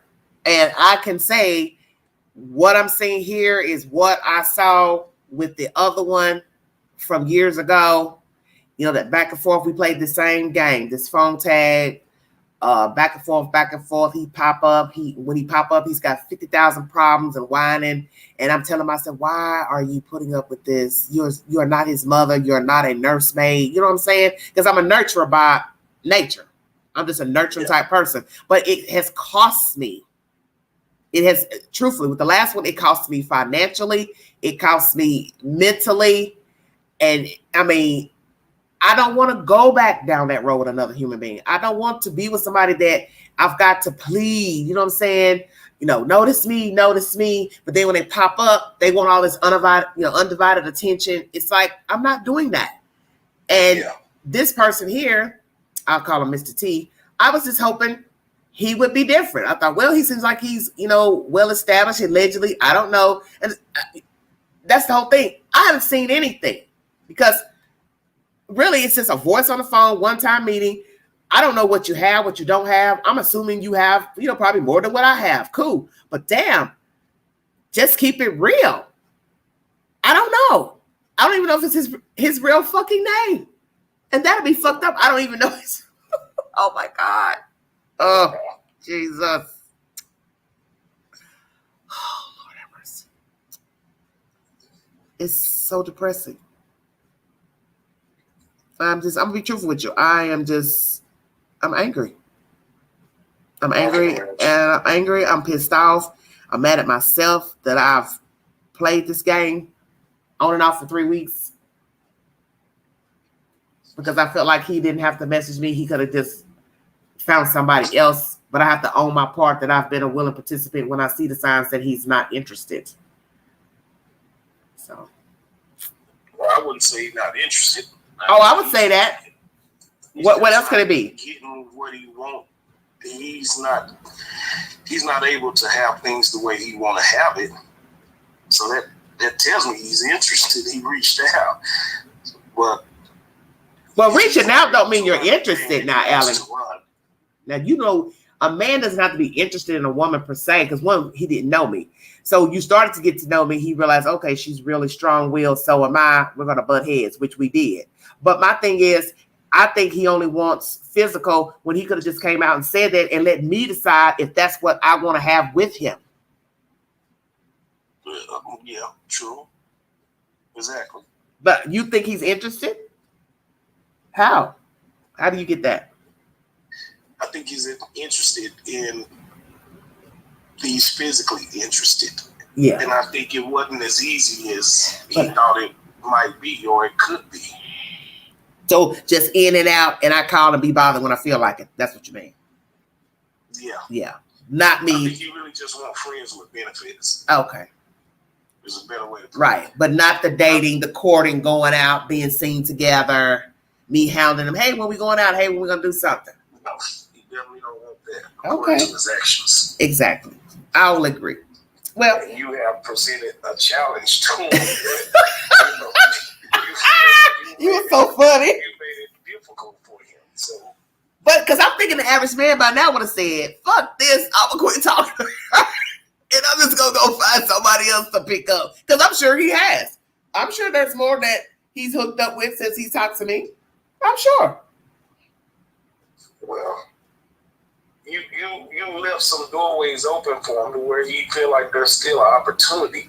So, so he puts you off for probably days at a time because he said, I'm going out of town, or I've been sick for a few days, or whatever. I'm not going to be there this weekend. So that gives him an opportunity to try something else because he has time to come back to you because there's obviously he feels there's still an opportunity. You try again later. Maybe things will be changed or whatever. But it's not going to change. I'm not going to change how I feel.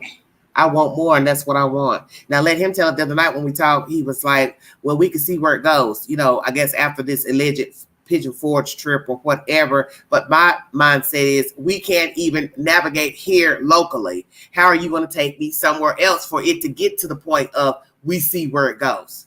That's what I thought we were doing weeks ago. You understand what I'm saying? Yeah. I don't understand why a month later, we need to go away somewhere when I just don't understand that kind of logic. It makes no sense to me. Because I think that's all a lie too. My spirit tells me that's a lie. That's why it doesn't make sense, because it is a lie. Normally lies don't make sense. Exactly. Oh. Like I said, he's transparent, and he's trying that elementary game, and you're seeing through it, and you're making things difficult for him instead of him just coming out and being honest and say, hey, let's just talk and be friends with benefits or whatever, if that come to that. Yeah. He rather drag it out and try to act like he want to court and date or whatever and go out on dates and things of that nature. Well, I think it's obvious at this point, honestly, Alan, he doesn't want to go out. He doesn't want to take me out to eat. He doesn't want to go out for drinks or dancing or... But he's portraying that when it's in this conversation. It's just he's not interested. It's not happening. Yeah, but I just think it would only be physical at this point, and that's just not enough for me. So he can find somebody else on the app that could that's more suitable. Now he's told me 1,000 times that's not what you think. You assuming the wrong thing. That's not how I feel. It's not that. I apologize. Yeah, I know. See, he's very diplomatic how he speaks. He don't get ignorant talking. He talks, real fancy, real mild mannered, and it always turn around because he go gaslight the fuck out of me. Because I told him that when I first started talking to him, I said, "Oh, you're a gaslighter for sure." He knows how to gaslight you and turn it around to where, "Oh, you're hallucinating. It's all you. It's your fault. It's one-sided." One of his favorite lines. It's one-sided. I don't feel that way about you. And it's like, I'll be ready to act a fool. Like, motherfucker, ain't you tired? Because I'm tired of running around, calling, texting. I don't want to do that. I want to be pursued. I think a man should pursue a woman. Now, some men will say, hey, I don't mind a woman pursuing me. Everybody's different. But in this situation, I feel like he messaged me, show some effort. I'll reciprocate. And that's what I've done. And it's like, man, this shit is mind blowing, because it's like the average person would say, Queen, you know better, you know the signs. Stop talking to him. He don't want shit. Trust me, he'll get tired. Eventually, he'll quit calling. He won't message. He won't send no more damn roses, flowers on the app. He will find somebody else to play this dirty game with. That's done. And normally that's all it's on. It's mostly this. That's on the dating sites. Yeah. It normally happens like that. You just get with somebody and y'all link up or whatever. And things happen. Yeah, they don't want to go out. They never want to go out. I've noticed that. All of it's always, what are you doing? Blah, blah, blah. First it's all the flattering comments about the pictures. And then you get on the phone and you exchange the numbers, you talk, and then it goes from what you do, how many kids you got, all this other type of bullshit. And then next thing you know, I'll be in town tomorrow, or I'm here now. You want me? Can I come over? And it's like, damn, do you want to know the bra size first? Yep. It's okay. I don't even get a chance. Move faster than that. Hey, Seth, how you doing? But I'm just saying, it's just sad. And I have all type of men that pursue me on there. That's the thing. All type. Short, tall, fat, lean, white, black. Because a lot of women ask me, they're like, why don't you try to talk to a white man? Because you ain't having no luck talking to a black man. You are drowning. But the white man, it's the same. It is the identical the same. I've got this one white guy. He's been pursuing me for years.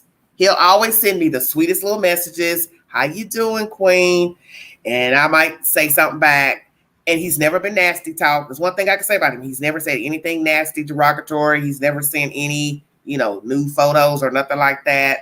But the other day I thought about messaging him back. You know what I'm saying? Because I was thinking, you know what, Queen? You probably should message him back, because it's been a few years since you've spoken. But I felt like even when we spoke years ago, it didn't go anywhere. It was just like, idle chit chat. Hey, how are you? How's your day? It was never I didn't feel like it could go anywhere, or I would have maybe tried. But he jumped on the other day and he messaged me, and I didn't respond though. I didn't respond. I didn't. Why did you not respond? The other day? Yeah. Because I'm tired. Because you know what I'm looking at? If it's been years since both of us have been on the app and we haven't even tried to talk to each other in that way to say, hey, let's exchange numbers, let's try to do lunch or dinner. What is there to talk about now years later?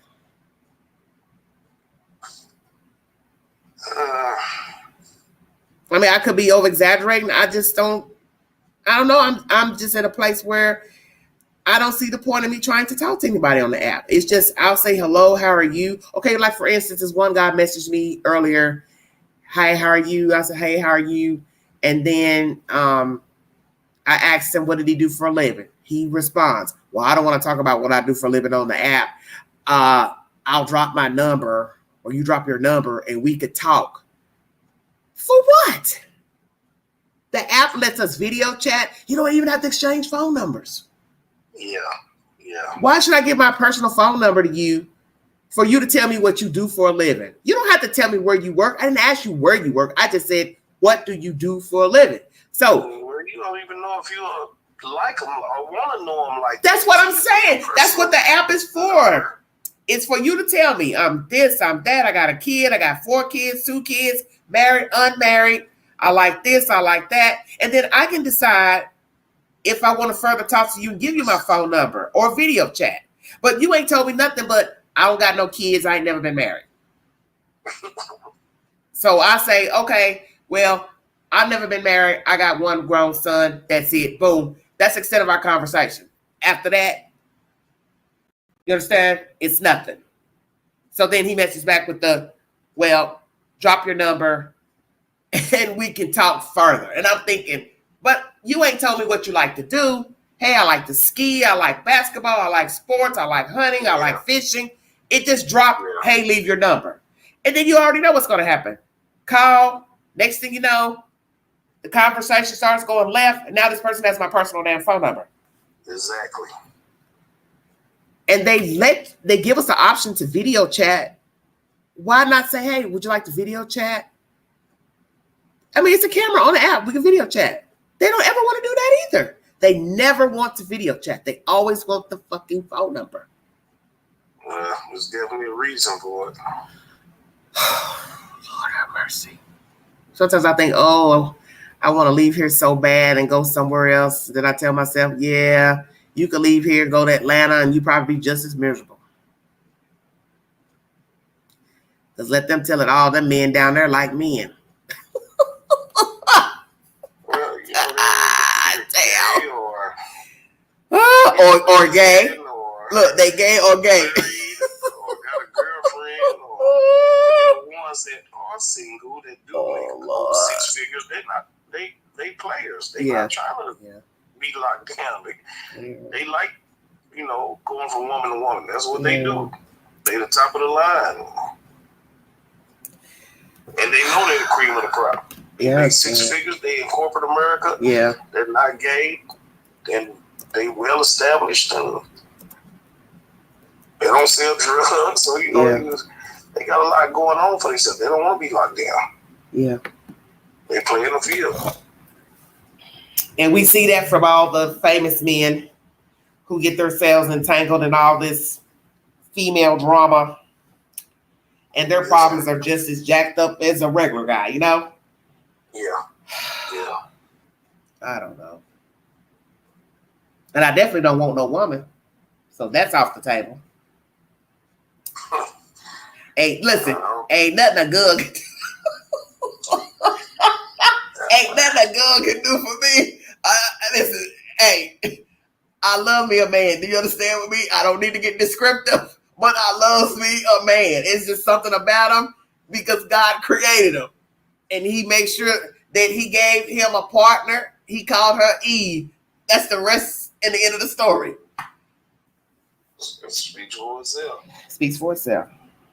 Lord have mercy. Maybe that's why some women cross over. to that pond. Well, the men won't act right, I'll get a woman. Damn, that's deep. But then women do the same thing. I see women that got multiple women. It's supposed to be a ratio. Oh yeah, I see some shit here in Knoxville that make your eyebrows burn off. It's like, man, y'all worse than the men. Y'all be doing some crazy stuff. Oh, yeah. Let me tell you something. This was about, let's see, was this a year ago? This was probably a year or two ago. I was in the cafe, and there was this certain little female that, everybody knows. She's, she likes women. And me and her go way back. We're like family because I'm a little older than her. So she was talking to me. And then this older lady was sitting at the bar. And the older lady gonna say to her, this shit fucked me up. She said, is that your woman? No, she said, is that your friend? It took everything out of me not to snatch that bitch off that bar stool. I want to say, what are you saying? Because she's talking to me, we like each other. She don't even know I used to take this little puppy and my nephew and all them when they were little to the pond and to the movies and pile them up in my hoopty. You know what I'm saying? Back in the day, and take these kids to the picture show. And you sitting here gonna ask her, is that your friend? I'm looking like you must want her. But you asking her, did she like me or we together? Man. And this was an older woman. You hear me? Older black woman asking her about me. That fucked me up. You know what's funny about that? Because that's how the Magnolia Cafe got started. What you mean? It was a lot of gay women in there. It was a lot of. But it started with us meeting up there. Listen, when I first started going with Spring of '99. We were going there to celebrate the guys playing the softball. That's how I remember going in there. Before it started getting a crowd. It was like a Wednesday night. We would meet up there after the softball games.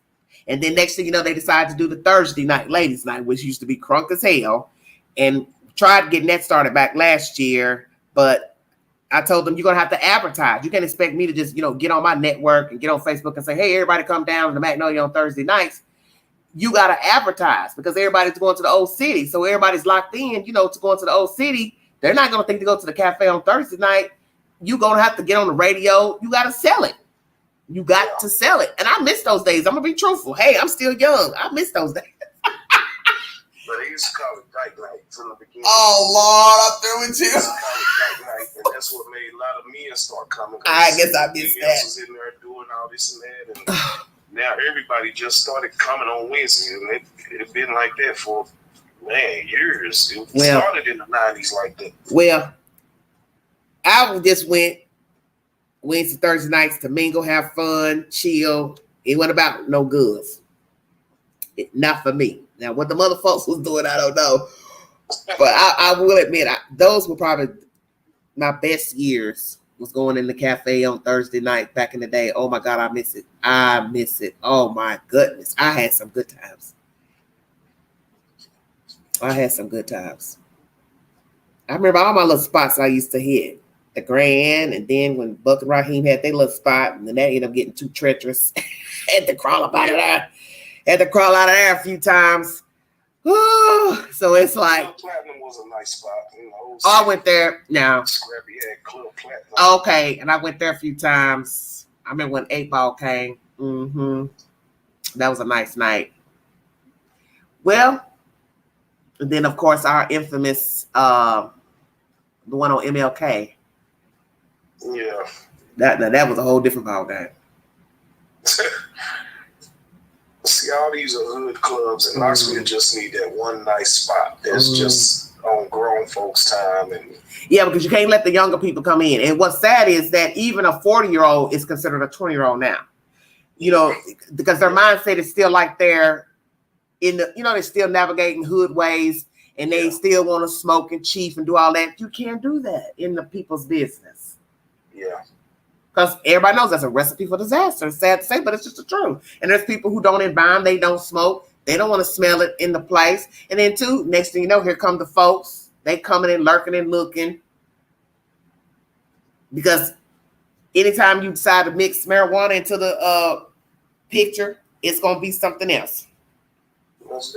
Yeah. And then next thing you know, folks, they selling out of there. So, one thing begets another. Yeah. But really, let's be truthful. A lot of 40-year-olds, I've noticed a lot of 40-year-old men, they sound like they 20. Yeah. They look young, they act young, they still peddling and still wanting to hop and skip with this one, this one and that one. And I don't want them kind of problems. I just tell myself I don't want the aggravation. I don't want to be sneaking around with a man. I don't, what I'm saying? I don't want nobody showing up to where I live. I don't want that. I don't need it. I don't, what I'm saying? I just don't want to be bothered. And I used to live other places. Like I don't live in Atlanta, and I used to, and I'd be going to the clubs, and I just noticed a lot of women don't wear heels. I get so tired. I hate to see a woman wear tennis shoes in the club. I don't know. It's just something about that. It's just like a turn off. Like you said, 40-year-old men, and they still act a certain way. You still want to sag. You still want to sag. You still, you act like it would kill you to go to the department store and buy a button-up shirt. What the hell's wrong with a button-up shirt? I mean, you don't have to even wear a belt, but you could go get a nice shirt and a nice pair of slacks, even a nice pair of jeans and a nice pair of shoes or some suede boots or something. A grown, sexy club where men can come and they be sharp. They be dressed up. So that's how it is in Chicago. The men, they still dress in their nice clothes. They know to put on clothes. Here, they don't navigate like that. They're still wanting to wear streetwear. They be 70 years old, still want to wear some sagging ass jeans. Dude, you an old man. Oh man, it's crazy. And that's what I'm saying. At some point, you have to put away childish things. I mean, it's in the scripture. You have to put away childish things. You have to act like you care about yourself. And living here, it's like 30 years behind living here in Knoxville. It really is. Oh, Lord have mercy. It's nothing like Nashville, Memphis. No. Memphis so off the chain. Oh Lord. That's a whole other story. Chattanooga's nice. It's smaller than Knoxville, but it's a greater percentage of blacks. It is. It's like they got more going on. They do. They cater to blacks in Chattanooga. I went to Chattanooga 2 years ago on my birthday, and I went to this little club, and let me tell you something. There was some grown folks in there, and they were listening to rap music, R&B. I mean, that dude, he pumped that microphone all night full of rap, and these were grown folks. These were not puppies. I'm talking about they were like 40, 50 plus, but they were grown. And that's what stunned me, because you're thinking you're listening to the R&B rap, it's going to be some puppies coming in there. It was not. Yeah. And it was packed. I'm talking elbow to elbow in the second part of the room where the DJ booth was. That was like standing room only. The entrance of the club where they had all the booths and stuff. Hell, wasn't nobody sitting in there. I guess they didn't want to be in there. They wanted to be in there like they were 20 years old. Elbow to elbow. And they served food too. So it was really nice. I had a really good time. And of course, I was batting my lashes, and little men were walking by. How you doing? I ain't never seen you before. And I was feeling myself. But I was like, oh, Quay, you gonna have to find you somewhere else. You got to stay out of Knoxville. Because you keep seeing the same old people. But I had a good time. I did. I had a really good time. Man, I want to see some new faces though. Because I guess that's what time it is now. Traveling, going places. Just, it's dead. It's like a retirement place. It is just a place to sleep. That's about it. Pay your little due bills, and then you get on your airplane or your car and you go somewhere else, have a good time, and then come back. Because a lot of people do live like that. I mean, I meet a lot of people, and that's why a lot of people come to Tennessee, because it's cheaper to live than where they came from. So they're really just living here to finish their last days off. And then, like they say, when I'm ready to go somewhere and travel, I book a flight. We go to New York, Honolulu, whatever. And then we come back to the tranquility of Tennessee. That's all Tennessee is retirement. Yeah. From, one end of the state to the other. Yeah. Because there's a lot going on in every other city. It's sad. Because people come here, that's the first thing they complain about. Y'all don't stay open late. Your stores close early. You ain't got nowhere to eat late night. See, when people come from places like Chicago, New York, they're used to going somewhere to eat at 4 a.m. Yeah. We don't. It used to be like that. It used to. You had places you could go eat. Not no more. Well, a lot of people have food trucks now. They're gonna have to stay open later. I mean, I know, they're gonna have that family time too and have a personal life, but the food trucks is, the new business. Somebody's gonna have to stay open later. Draw the crowd. People, because there are people who are night owls. They like to, stay up late. They get hungry. They want something to eat. I don't even know of a food truck that stays open late in the wee hours. Do you? No. Well, I don't know when to stay open on a consistent basis. Really? Wow. Except for Tammy's up in Burlington, but okay. That's not consistent. Oh, I see. But is the food good?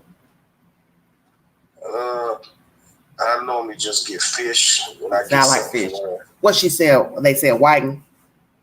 Yeah. Yeah, I like me some whiting. She got fish with bones in it too. Okay. Oh, well, I ain't gonna hold you because I know it's 2:00 here and I sure appreciate it. I said, I'm gonna get on here and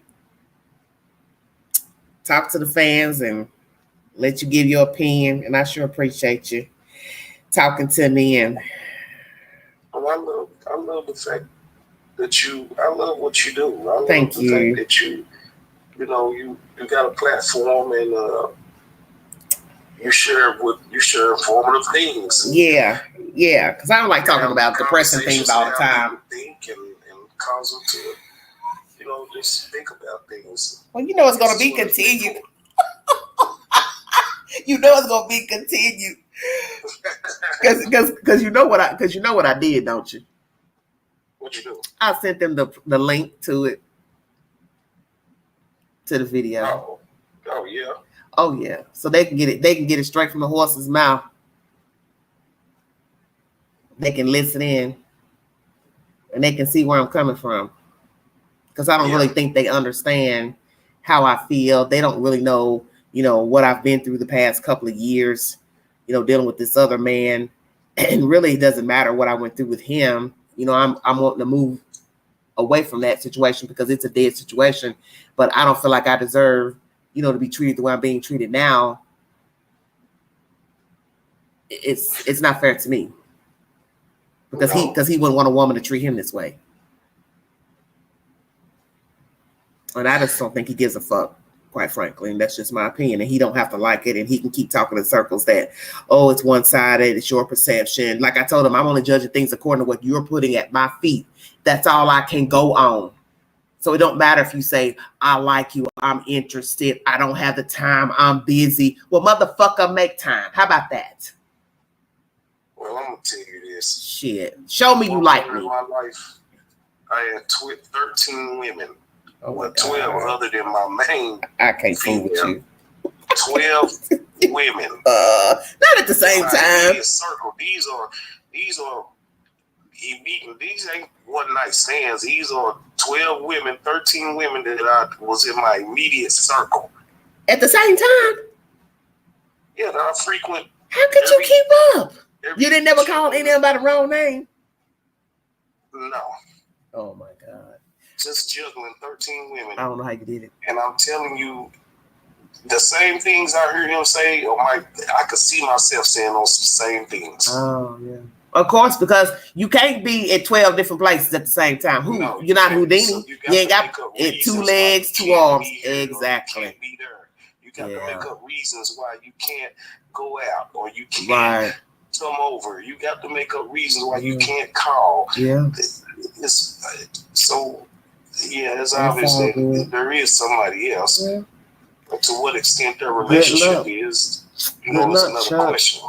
Yeah, well, hey, what we say in the street, you like it, I love it.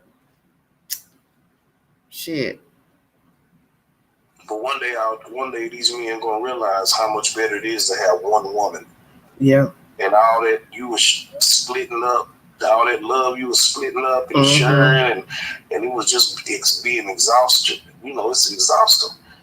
But you know it's gonna be a price to pay too. You just spreading that wee around. Come on now. You know, there are repercussions sleeping around with different people. Come from people messing around. I mean, we have seen even in Knoxville. I think of a story years ago of a certain young man who was out here sleeping around with different women, and that girl murdered him. Remember that?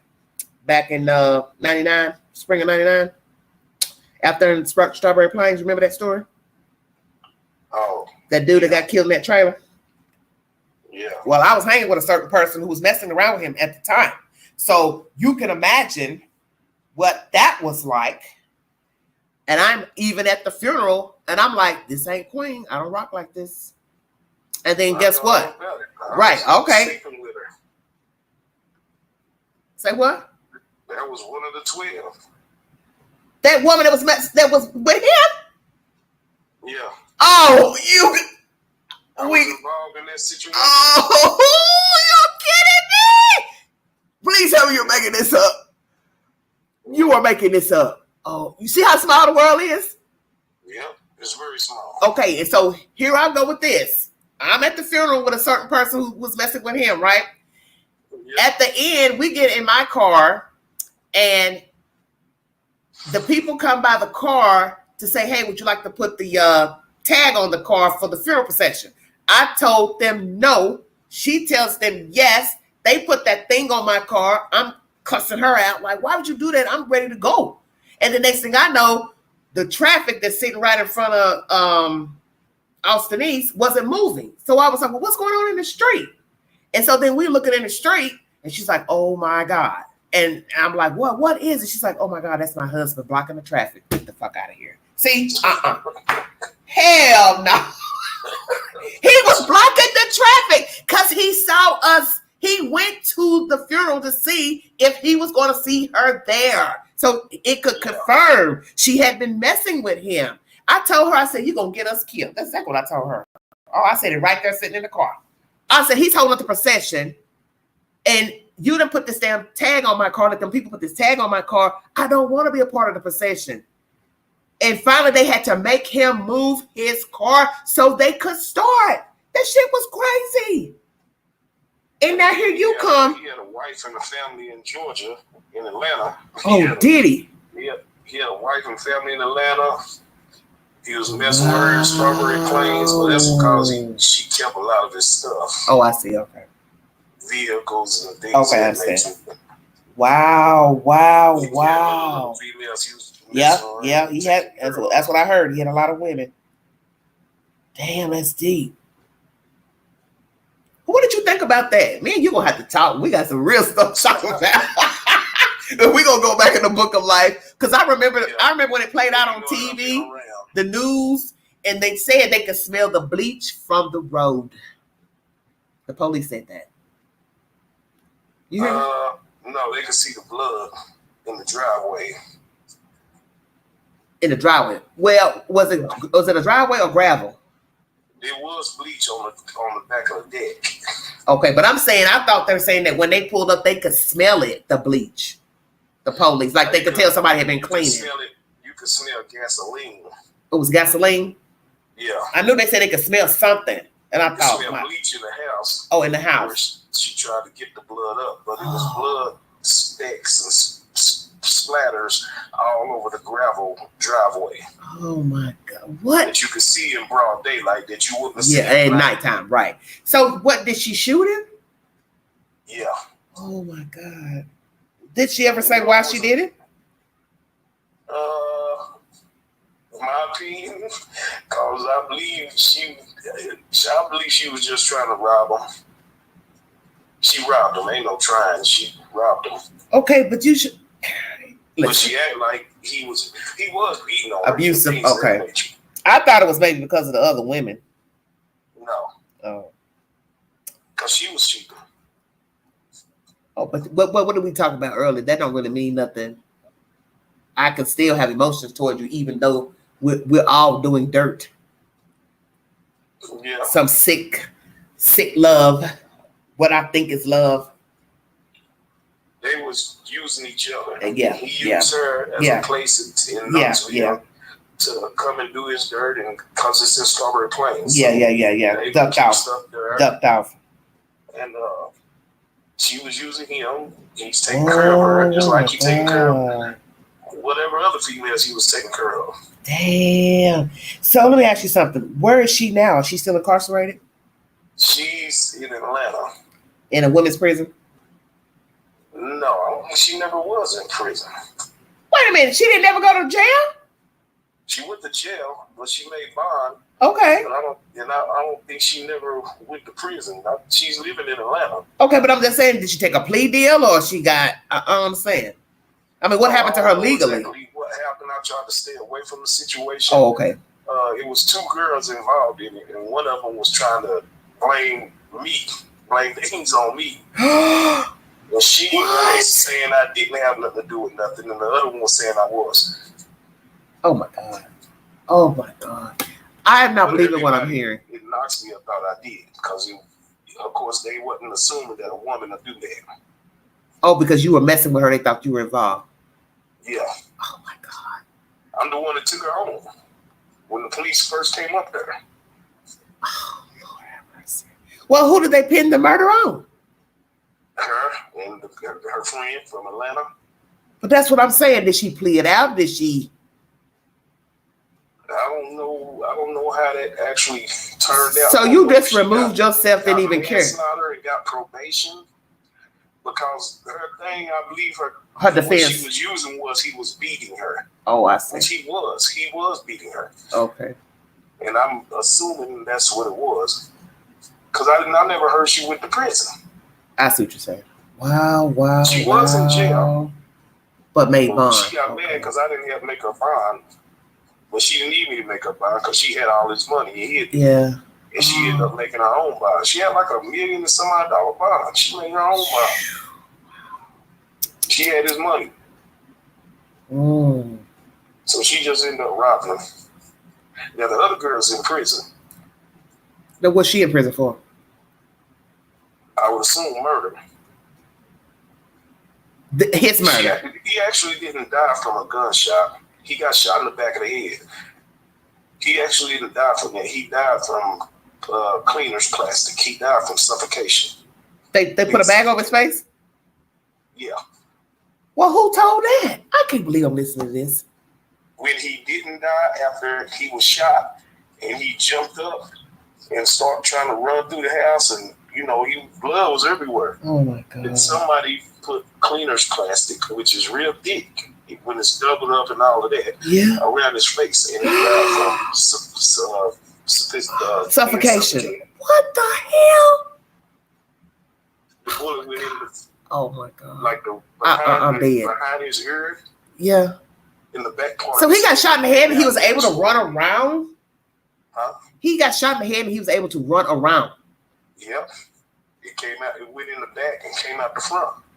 This is some kind of way he was still alive and screaming for her mama. He called her mama too. And she told me she could hear him. She just thought they was fighting like they normally fight. Oh, okay. And she could hear him screaming, calling for her. But she didn't know that had happened. Well, I tell you what, that wasn't. I'm gonna tell you something. And this is, I've told this story a few times to different people about that funeral. This is the first funeral I ever went to where a sister tried to pull a brother up out of the fucking casket, and folks holler and holler. I mean, it was horrible. That was the worst funeral I have ever been to in all my years breathing. It was horrible. I mean, a lot of people got up and say nice things about him, but that one big sister, woof, baby, she was rocking that damn casket. Do you hear me? You talking about Tamara? I don't know her name. She's a big girl. She dark skin? I don't remember this girl being dark skinned. This girl was kind of cocoa butter complexion. I think she had glasses, if I remember correctly. But I thought she was heavy set. I'm telling you, she about to knock that damn casket over. He's really from here, but I think they moved to Atlanta. Yeah, because he got a lot of relatives here. Because I used to hang up there at the spot, up there where the guys had the garage. Yeah. Yeah, I used to hang up there a lot. Oh, That's his Big Al's place when they had it. Mm-hmm. That's his brother's real father. Okay. He still claimed him as his dad too. Oh, okay. I'm telling you, that's the worst funeral I've ever been to. I don't think I've ever been to one where folks hollered like they did. That shit scared me to death. And I told girl who I was with, I said, we don't need to be here. We have no business here. And people in here are probably looking at you wondering what the fuck you doing in here. Yeah. Yeah, people were gossiping, and certain people that were sitting in front of us that I know, they were gossiping and whispering, and I just felt so uncomfortable because we were sitting in the back, and I was just like, oh my God, I want to get out of here. I just didn't feel right being in there. Then next thing I know, after we go to the graveyard, all the way down here near where I am, we go back to the east side. Next thing I know, hell, she want to go to the house, the family house. I said, aren't you in enough trouble? Your spouse has seen you sitting up in my car at the damn trying to get out the driveway, and you put that damn sticker on that thing on top of my car, and now you want to go in his family's house. Well, I want to pay my respect. I'm like, you doing too much. Yeah, that's crazy. Oh, Lord have mercy. There I am sitting in these strangers' house that I don't know none of these people. Family member's house. Oh my God. I remember that like it was yesterday.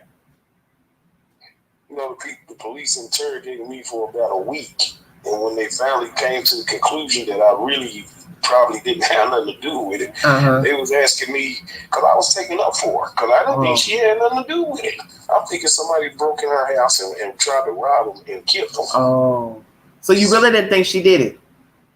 No, not in the beginning. Oh, Lord. Because they didn't know he was killed at the house. They thought somebody killed him in Holston River Park. That's where they found him. In his van, slumped over. So you mean to tell me they put him in a fucking car? Yeah, left him in Holston River Park. Oh, nobody knew he got killed at the house until that morning. When they came asking questions, I guess. No, some of his family came up there to get some of his vehicles. Oh, I see. Get his cars and stuff. And when they came up there and was walking in the driveway, they seen blood. So they called the police. They called the detectives and stuff. Oh my gosh. So me and her was somewhere else. And then they called her, and when we woke up, she told me I need to get home. So I drove her home. And when I pulled up, it was a bunch of people and the police, and a big old argument started. Okay, so this is what I don't understand. So if she was a part of the murder, you mean to tell me she went home and laid with you? Yep. Well, how did she get to your house? They killed him. I didn't go with her that night. I don't believe I'm having this conversation. She killed him and tried to get me to come up there. Before she did it, she tried to get me to come up there. But I was going with somebody. I was messing with somebody else. Okay. And I didn't go up there. I went with somebody else's house. Okay. And I told her I was staying home. I didn't feel like being bothered right good or whatever. She went home and ended up doing that. And then the next day, the police came to her job, and she called me and said, "Hey, the police at my job." I'm like, "What did your job for?" She said, "Because something done happened to him." So what kind of work was she doing then? What kind of work was she doing? She worked at I don't know what that place is. It's like over there by Central, like close to downtown. I don't know what it was exactly. She worked. She got off like about 11 o'clock. In the afternoon? I mean, in the morning? No, at night. At nighttime. She worked in the evening. Oh my gosh, I'm not believing this.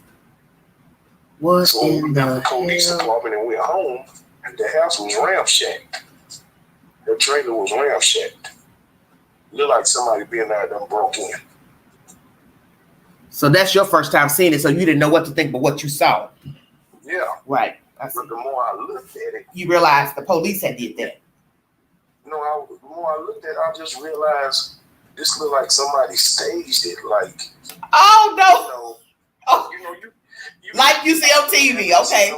The furniture is turned over. Yeah, but other stuff should have been broke. Yeah. Other stuff should have been broke. Yeah, I understand. The stuff is not moved in the cabinets, but the door is open. It's just like somebody staged it. But I'm still. Well, they had to stage it because they knew what was going to be coming next. Yeah. Well, think they was, obviously. But everybody at that time thought he died in Holston River Park because that's where they found him at. Oh my Lord! Oh Lord! Nobody knew he died at the house at that point. I'm not believing this. So I just didn't understand because I'm thinking somebody done broke in the house and trying to rob him. I said, okay, they killed him. Now they came up here and done broke in the crib, and then I was smelling gas. I was like, what the hell? I thought it was a gas leak. Oh my gosh. This is crazy. I didn't have no idea that they trying to clean the blood up with the gas. And so the police why would you? It's all said, strong, gas or bleach. Huh? It's either one you use. I ain't never heard of nobody using gasoline to clean up. They try to use gas. I ain't never heard no shit like that. And the police asked me that. He said, why would somebody... So you can set the whole place on fire? That's crazy. Huh? You'll set a place on fire if you're trying to clean with gas. No, they was trying to clean the blood up with gasoline. Yeah, but I'm saying, if you were to walk by with a match, you would blow the whole place up. That's what I thought. And I was telling her she needed to call the fire department because I thought it was a gas leak. That's how much gas is. So I'm knowing that they done trying to clean up blood. I don't even see the blood because it's dim. It had dim lights. She had dim lights in there. Oh, I see. And the house is ramshackle. So I'm thinking, man, somebody done beat me to the punch. They done came and robbed the whole house and got the money. Listen to you. You're so damn crazy. Oh my God. Just say that. So let me ask you this. With what you know now, do you believe she killed this man? I don't know for a fact she did. Did she ever confess to you that she killed him? She wouldn't have to. I know she did it. Okay.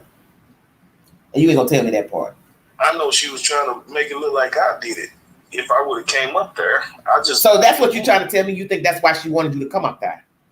Exactly. I see. Wow. That means she's really heartless. Or either she was gonna knowing that he was in there, she was gonna have me walk in there, knowing he was gonna trip on her. Oh hell yeah! And it was gonna cause us to get in a fight. Get in a fight, yeah. That was gonna be it. But you been a fool to walk up in there anyway, knowing that man come out there and sleep in that house. Yeah, he was in the bed. That's stupid. So she wasn't gonna tell me he was there. And I I would just walk in there. Yeah, I see what you're saying. Okay. And we would have been into it, and something probably would have happened. And I may not be talking to you right now. And I probably wouldn't be talking to you right now. No. So what do you think of her right now, Al? I think she's the most devious woman that I ever met in my life. You ever met a woman like her? Hell no. She planned a whole bunch of stuff from the get-go. Oh, Lord. I believe this is one lie to be continued. Damn. This is crazy. She found an opportunity when she called me. She seen an opportunity and tried it. She shot her shot. I just ended up, because I was messing with different women, I dodged a bullet. And that other woman happened to be my alibi. By the grace of God. When they called her, she said, yeah, he was with me all night. Oh, Lord have mercy. And that saved me. What? I done went from talking about my crazy dilemma, all because I done shared a story. This world, this is what I would tell people about Knoxville and all these counties. You have to be very careful what you talk about. Because you don't know who knows whom. You're right. But in my situation, I done been around and I know a lot of people. And Knoxville, it's just small, like you said. Listen, all these counties, everybody has talked to everybody, dated everybody, got kids with everybody. So it ain't too much you can do and say it ain't going to hit that pavement. That's just the way it is. You can try, but everybody knows everybody. And everybody's been affected by some type of death, trauma.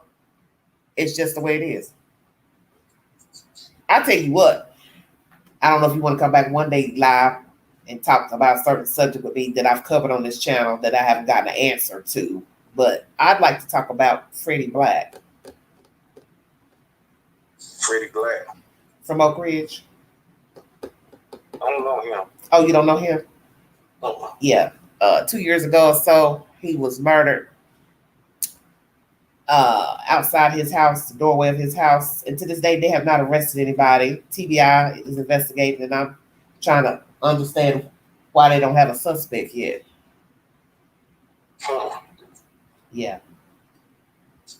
That just tells me it was either gang related or drug related. Well, when they started investigating, the drug task force, I believe, got involved, and that was the first thing I thought was strange, because I thought, well, why are they investigating?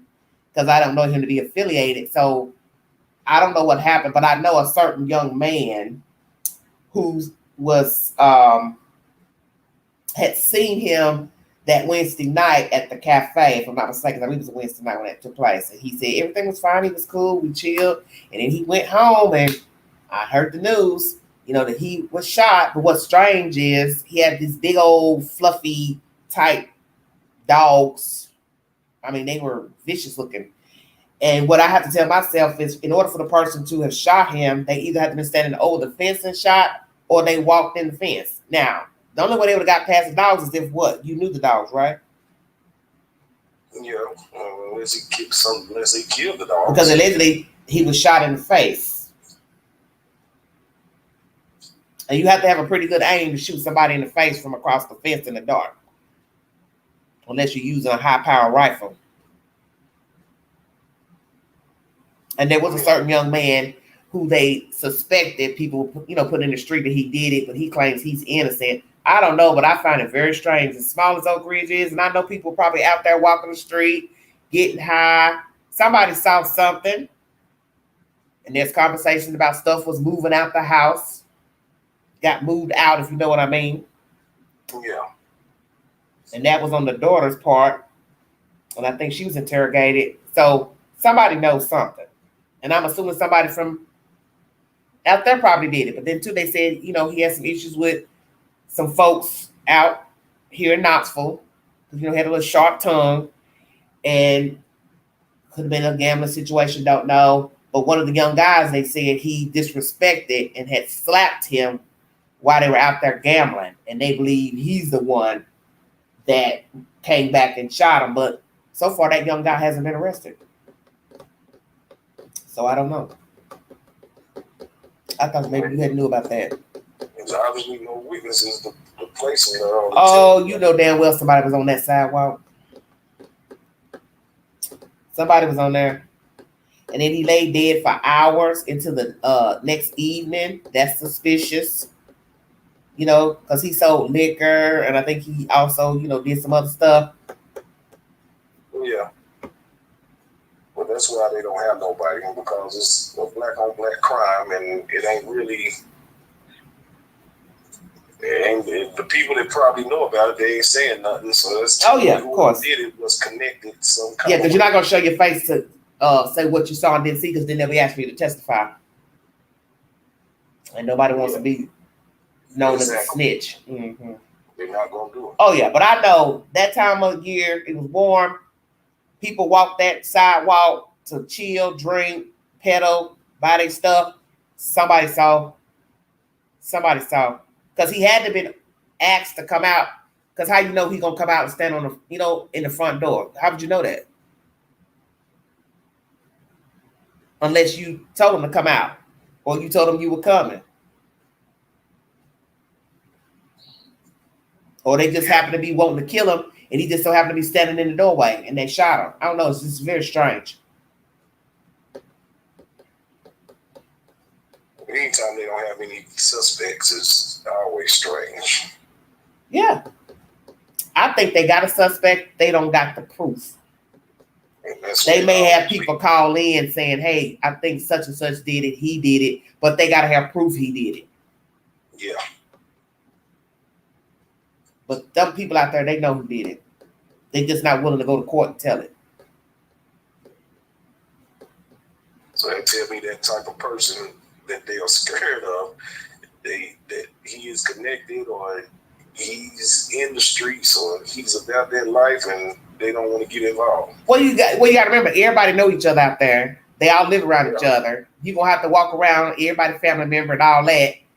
That's right. After going forward and telling, and eventually it's going to get out you told, because even the police, they be riding, they'll go back and tell folks, oh yeah, such and such told it. Well, you know, you ain't supposed to be doing that to preserve a person's safety. But they do. Yeah, they do. They sure do. They sure do. Wow. This has been an interesting conversation. Oh my God. We're going to have to chop it up, look, privately. Oh my Lord. I done went from talking about this date site to true crime. Damn. What I'm trying to stop talking about. Well, I ain't going to hold you, but I appreciate you, Alan. And I'll be back on here with an update, and I'll text you periodically to let you know what's the 411. So what's your advice? Keep it moving? Depending on what you would like to do. Yeah. I'll be honest.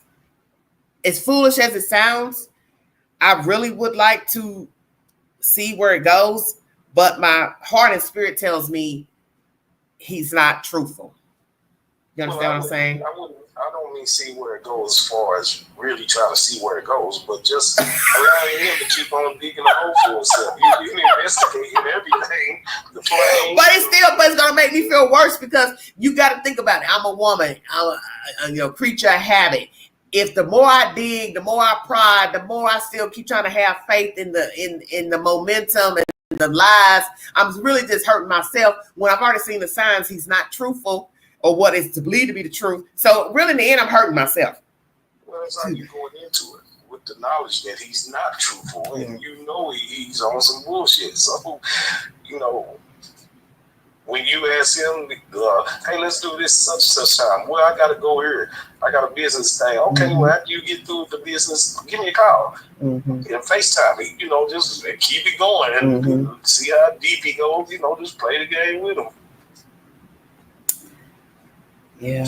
Or it can just be over with and you over it and you don't want to hear it. And I think, I think the more, like I said, the more I try to go back in, like, you know, I was in my feelings the past day. I sent a little emoji last night and then I left another voice text and I'm telling myself, why are you doing this? Because he's going to come back with something else crazy to say. You got it wrong. Oh, it's one-sided.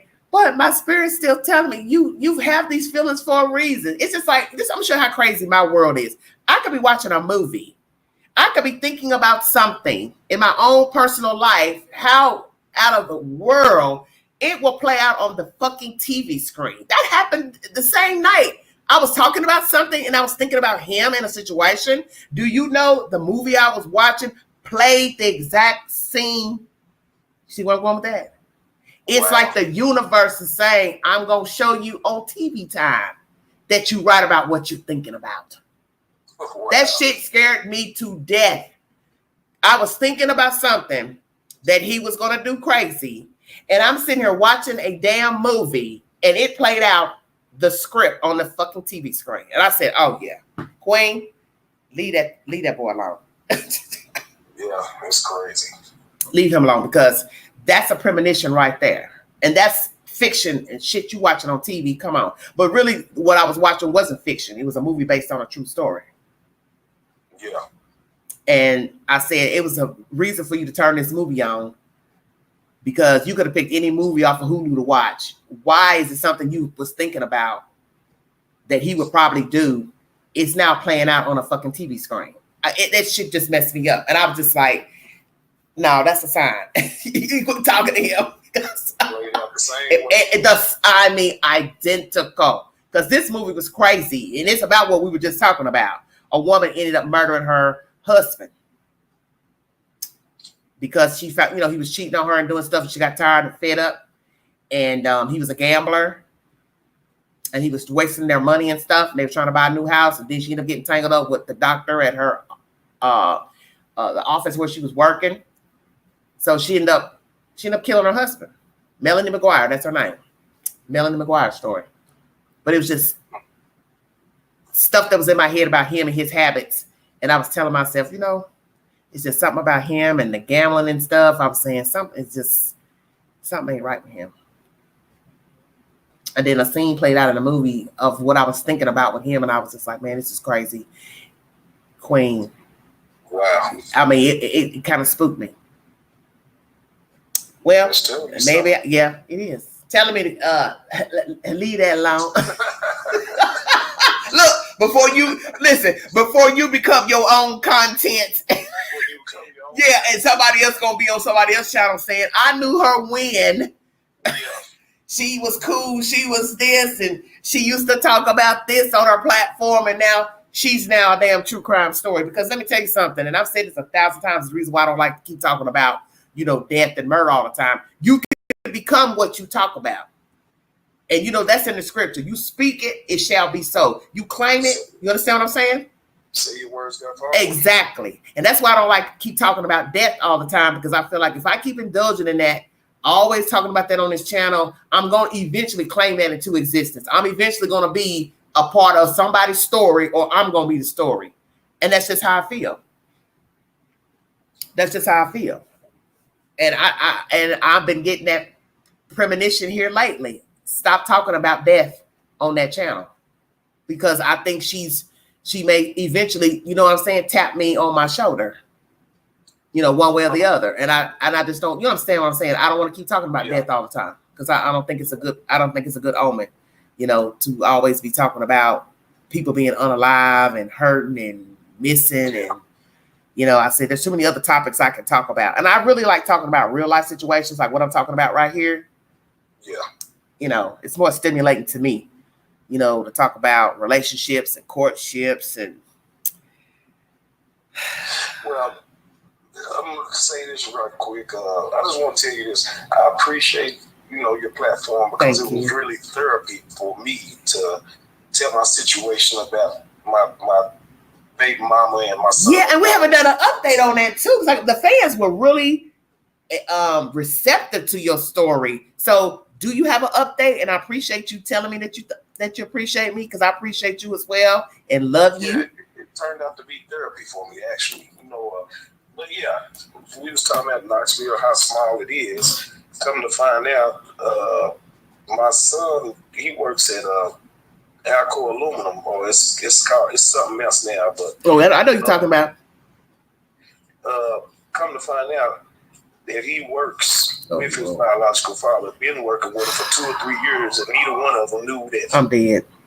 This guy didn't know that this was his son. Wait. My son didn't know this was his biological father. Wait. At him like he's one of the homies. Wait.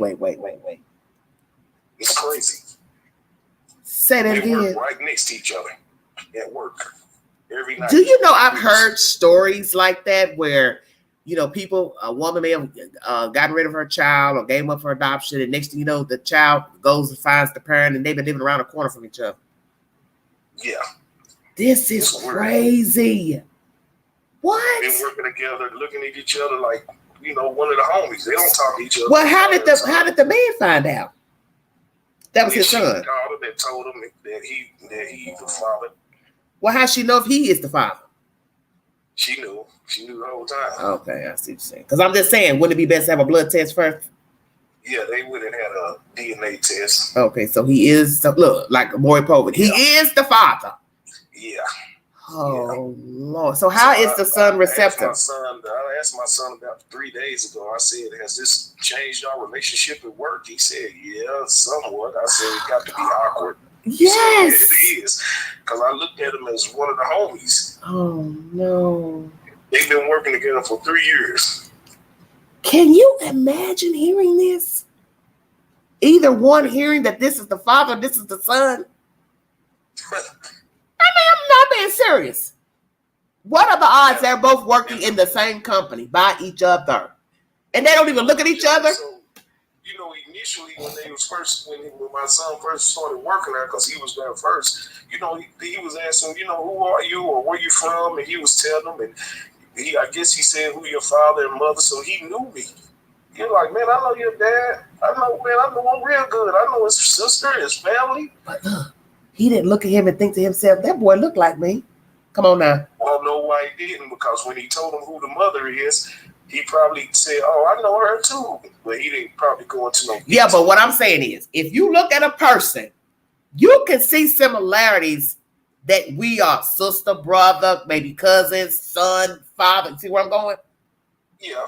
He had to look at him and said to himself, this boy favored me. Come on now, Alan. Well, they look just alike. That's what I'm saying. He's a twin. He got a twin brother, but they look just alike. Oh, but Lord. I guess he never thought about that because in his mind, he thinking that, well, that's my son. You know, so, you know. Oh, this is crazy. He told me, he said, "Hey, Dad, I work with this dude. His name Twin." He said that he know you, and I was like, "Oh yeah, I know him." Tell him, I said, "What's up?" And, you know, and I'm pretty sure he said the same thing to his mother. "Hey, Mom, I work with this dude named Twin. He said he know you," and she didn't say nothing. But all along, she knew. I'm scared. Look, I'm scared to ask which. I'm scared to ask which twin y'all talking about. Hopefully, who I think it is.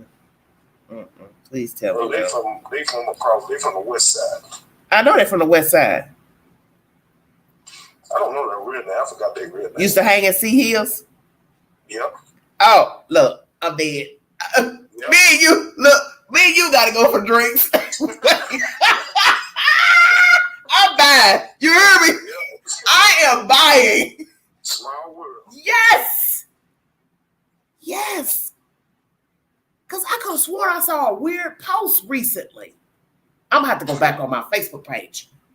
Because I'm friends with one of them. Yeah.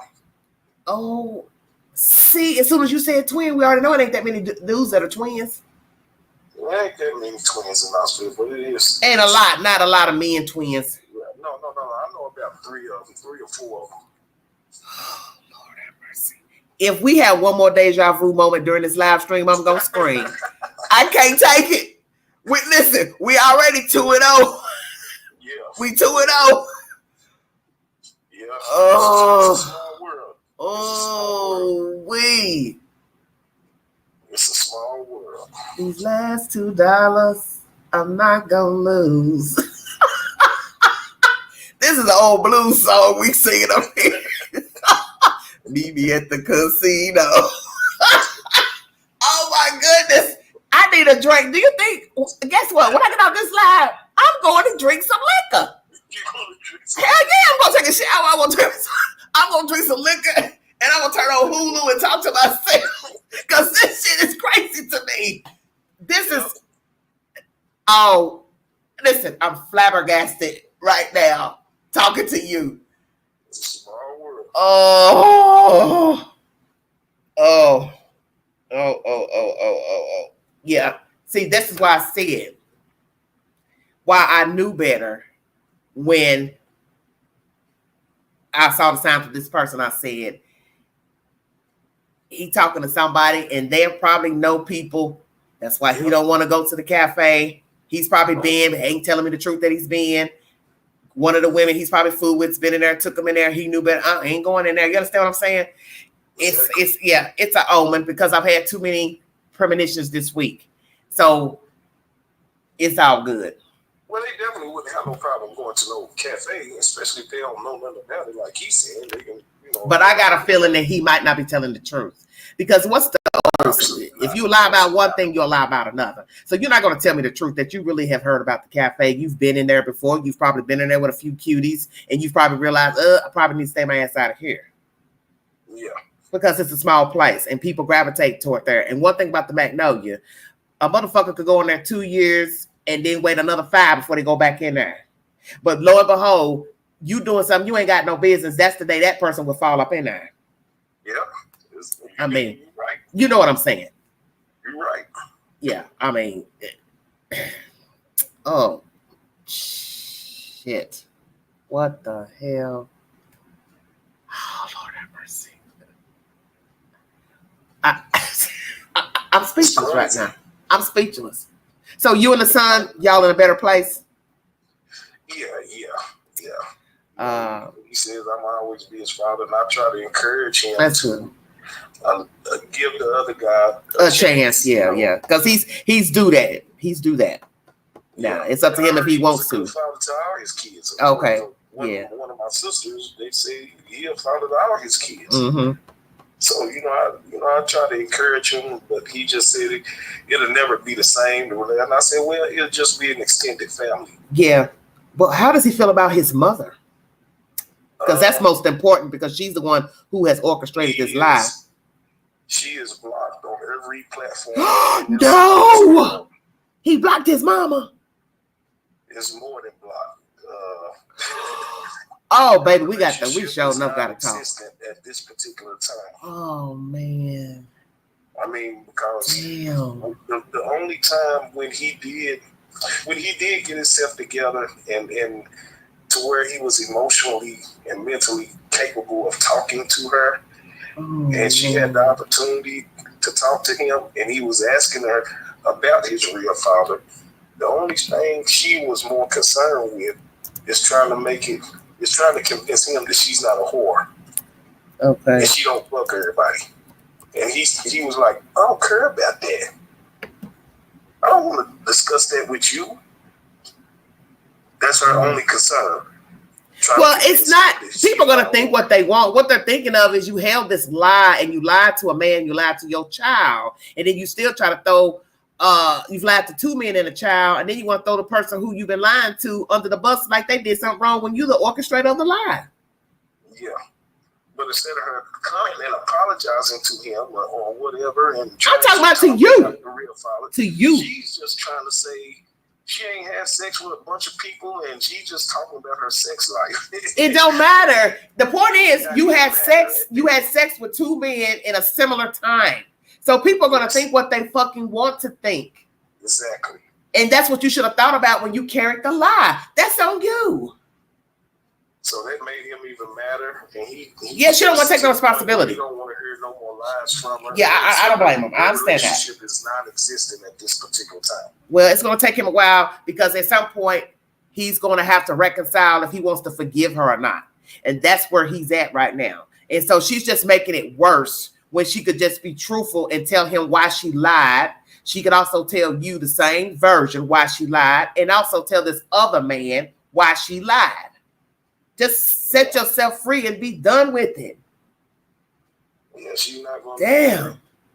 I don't think she cares at this point. She's empty. She sounds like an empty person. Hell, she might be more dangerous than the motherfucker that killed that dude. How about that? Look, I know how to go deep in the barrel on you now, honey. Yeah. She just ain't pulled no trigger. Listen.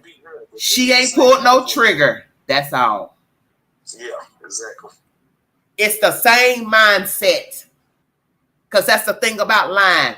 How far will you go to carry the lie? And I talk to people about that all the time when I talk about true crime. It's easy to say what a person would not do. Because what do people say? Well, just because you lie don't mean you become a murderer. Just because you're a thief, you won't become a murderer. But a murderer usually is a lie and a thief. Checkmate. Exactly. Okay. So you can't say what a person would and would not do. Because you'd be surprised how far people have gone to carry a damn lie and not get caught. People have killed just because they didn't want nobody to know they committed fraud. Yeah. And then she's still caught in the trap and she still don't want to own her shit. This lady, she's diabolical. She got to be miserable as hell. And then guess what? Is she dating somebody? No. Woo, thank you, Jesus. She was. Well, he left. Well, I don't know no man that want to be with her now. I wouldn't want her. Hell no, I wouldn't want her. No, I wouldn't want her. And she blamed that on me. What you mean? She thinking I ran him off. So she had a man recently? Yeah, something like that. Or they were just messing around on and off? No, I think that he was just fucking her. That was it. Okay, well now he's unfucked. They wasn't together. She thought they was together. Listen, he said we wasn't together. He unfucked her. What to say? Yeah. He said, he ended up blocking her. She's mad at me for that. Wait a minute. He like the little man in the color purple that hit that piano time to go. When they got the fight in the juke joint. He said it's time to go. We get the hell up out of here. What Miss Sophia says, fine with me. Damn. This is crazy. He used me as an excuse to stop messing with her. Okay, well, let me ask you this, and then we're going to check out of here because we'll be here all night. Why do you think he left her alone? I'm scared to ask. Because he got the multiple women. Oh, two. Okay, so he wasn't serious about her. But she thinks it's because of this drama here. Or am I missing it? He used that. Okay, so do you think he's telling the truth? Yeah. Oh, wow. She told me that he told her he slept with my wife. So I was like, why would he tell you that? And why was y'all talking about me and my wife? So I went and asked my wife, but she know the guy. He was friends with her sister. And they grew up together, but they always been like brother and sisters. She reached out to him and asked him. And he said he didn't say it. So he felt threatened, thinking that I'm going to do something to him, and he left her alone. Or he used me as the reason. How did all this come about from what she was doing? I'm confused. I guess she wanted to make me jealous or make me mad. So, he fucked your wife too. Okay, but what does that have to do with what she has been done? Nothing, exactly. Because everybody has a past. So she's trying to make everything murky because her foot's caught in the trap. Yes. See, I'm going to say it one more time. She's diabolical. Yeah. She's an evil motherfucker. Well, it don't stop there. She works for the police department. Doing what? Well, she works at the jail. She's a jailer? Yeah. Oh, no, you definitely don't need her there. Hell to the no. Well, she done went and got an order of protection against me as if she done told me trying to kill her and have people, and she feels threatened by me. It's a whole bunch of mess. So obviously when I spoke the words, my spirit was already speaking, right? And you sit up here laughing, but it's not funny, Alec. It's really not funny, right? Because my spirit spoke it, did it not? You're right. Okay. Because what did I just say? If you're capable of one thing, you're right. What else are you capable of? Baby, we gonna have to come back on this. I ain't never threatened a woman. I don't beat on women. I don't fight women. I don't hit on women. And for her to have said that, my mother, my family is upset. I'm sure. My kids, the kids that I raised with her, they upset. They've all turned against her. Because she's weaponized her job against me. So you got these people thinking I'm trying to kill her or do something. And what would you want to kill her for? Because she was mad that I went on social media. The court of public opinion. It weighs heavy, do it not? I know, because look what I do up here. So I know. It's powerful. It's very powerful. Because she feels like everybody looking at her like a whore, and I went and had this DNA test done, and she didn't want me to do it, and I got married. But her son could have went and told people when he found out it was going to come out. Yeah. You couldn't expect the people to be quiet once it got out, so it was going to get told anyway. This girl is really crazy. How old is this heifer? I don't know. Cokie about. Look, he ain't told her name. Yeah, I ain't said her name before. Sequoia Johnson. Last $2. I done said her name before. I'm tripping over that. Ooh, and these motherfuckers, look, you had these motherfuckers coming for me. I can't fool with you. Oh, I wonder, do I know her? I don't think I know her. I probably know and didn't know her name. I guess I'll pull her up on Facebook. She go under that same name? I think she go up with Pretty Wings.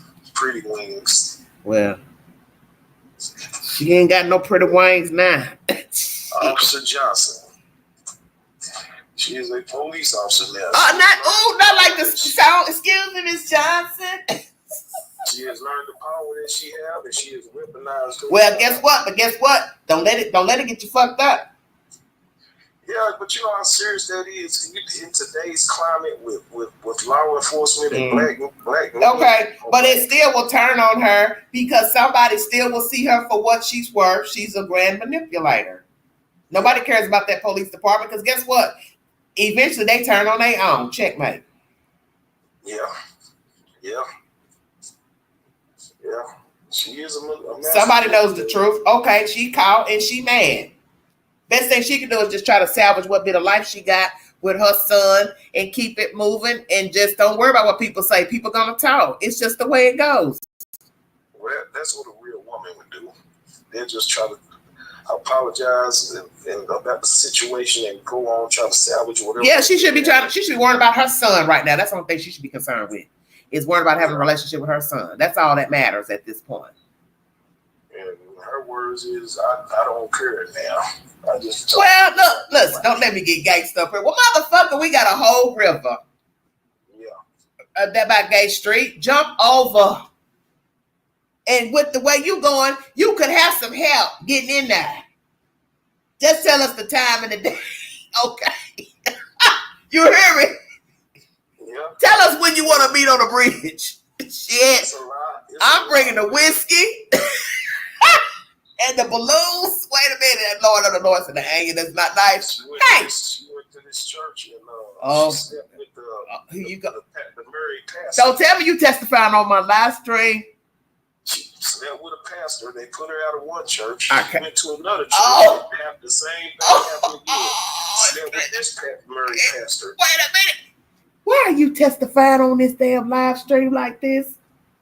Man, she gonna hate you. It's a habit. So let me ask you something. South Carolina with her family and moved out of Knoxville because of what happened in both the churches and how everybody was looking at her in Knoxville. And then slept with one of her cousins' husband. So then they put her out of the family house she was living in South Carolina. So she had to come back to Knoxville because she didn't have nowhere to live. This story's starting to sound real familiar. Yeah. It's an ongoing issue. It's starting to sound. Jane come to find out she was sleeping with her daughter's boyfriend. Oh, Lord have mercy. And I caught her at the hotel with him. Does she have any nicknames? Who, Cokie? Mm-hmm. That's her nickname, Cokie. Oh, that's K-O-K-E-Y. Her real name is Sequoia Johnson. Okay. Wondering. Wow. Oh my God. Wait a minute. I gotta whisper this to you. Hold on a minute. I gotta pick up my phone. I want to say it on the live. Hold on.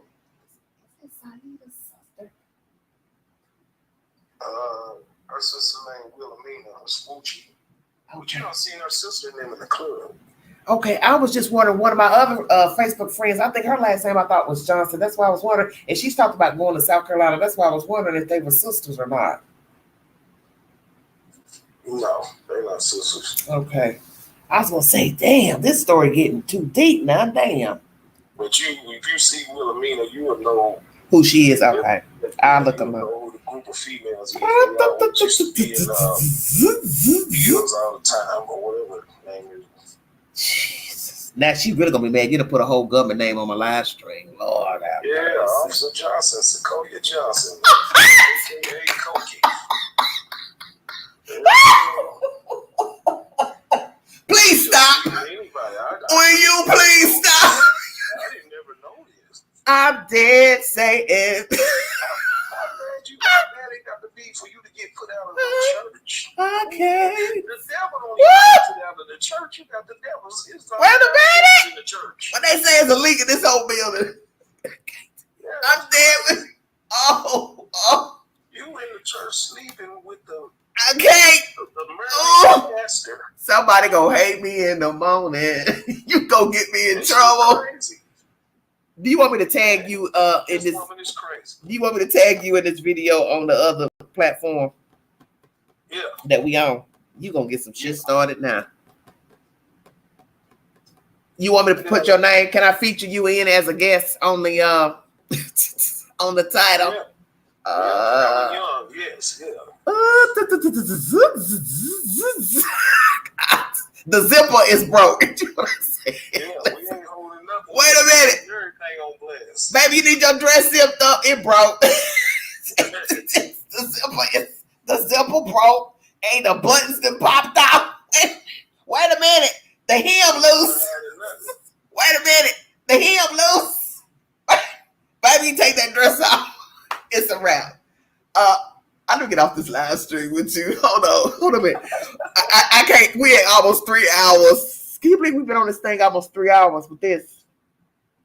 Oh, it'll be longer than that if I keep going. Oh no, we're gonna continue. Hold on a minute. I want to thank everybody. My guest, Mr. Allen. Angela was sharing her plight with dating lately. Feel free to go back to the beginning of this live stream to get the 411 of my recent dating experience. I will keep you all abreast on the latest with Mr. Professional and the next until I meet the right one. Like, share, subscribe, drop your comments below. And if you'd like to donate to this great network, $ Big Angie 129 Cash App. And yes, Mr. Professional, you can Cash App me. Thank you so kindly. Love you guys. I'll talk to you later. You have been listening to The Vault XL. This will be continued. Thank you.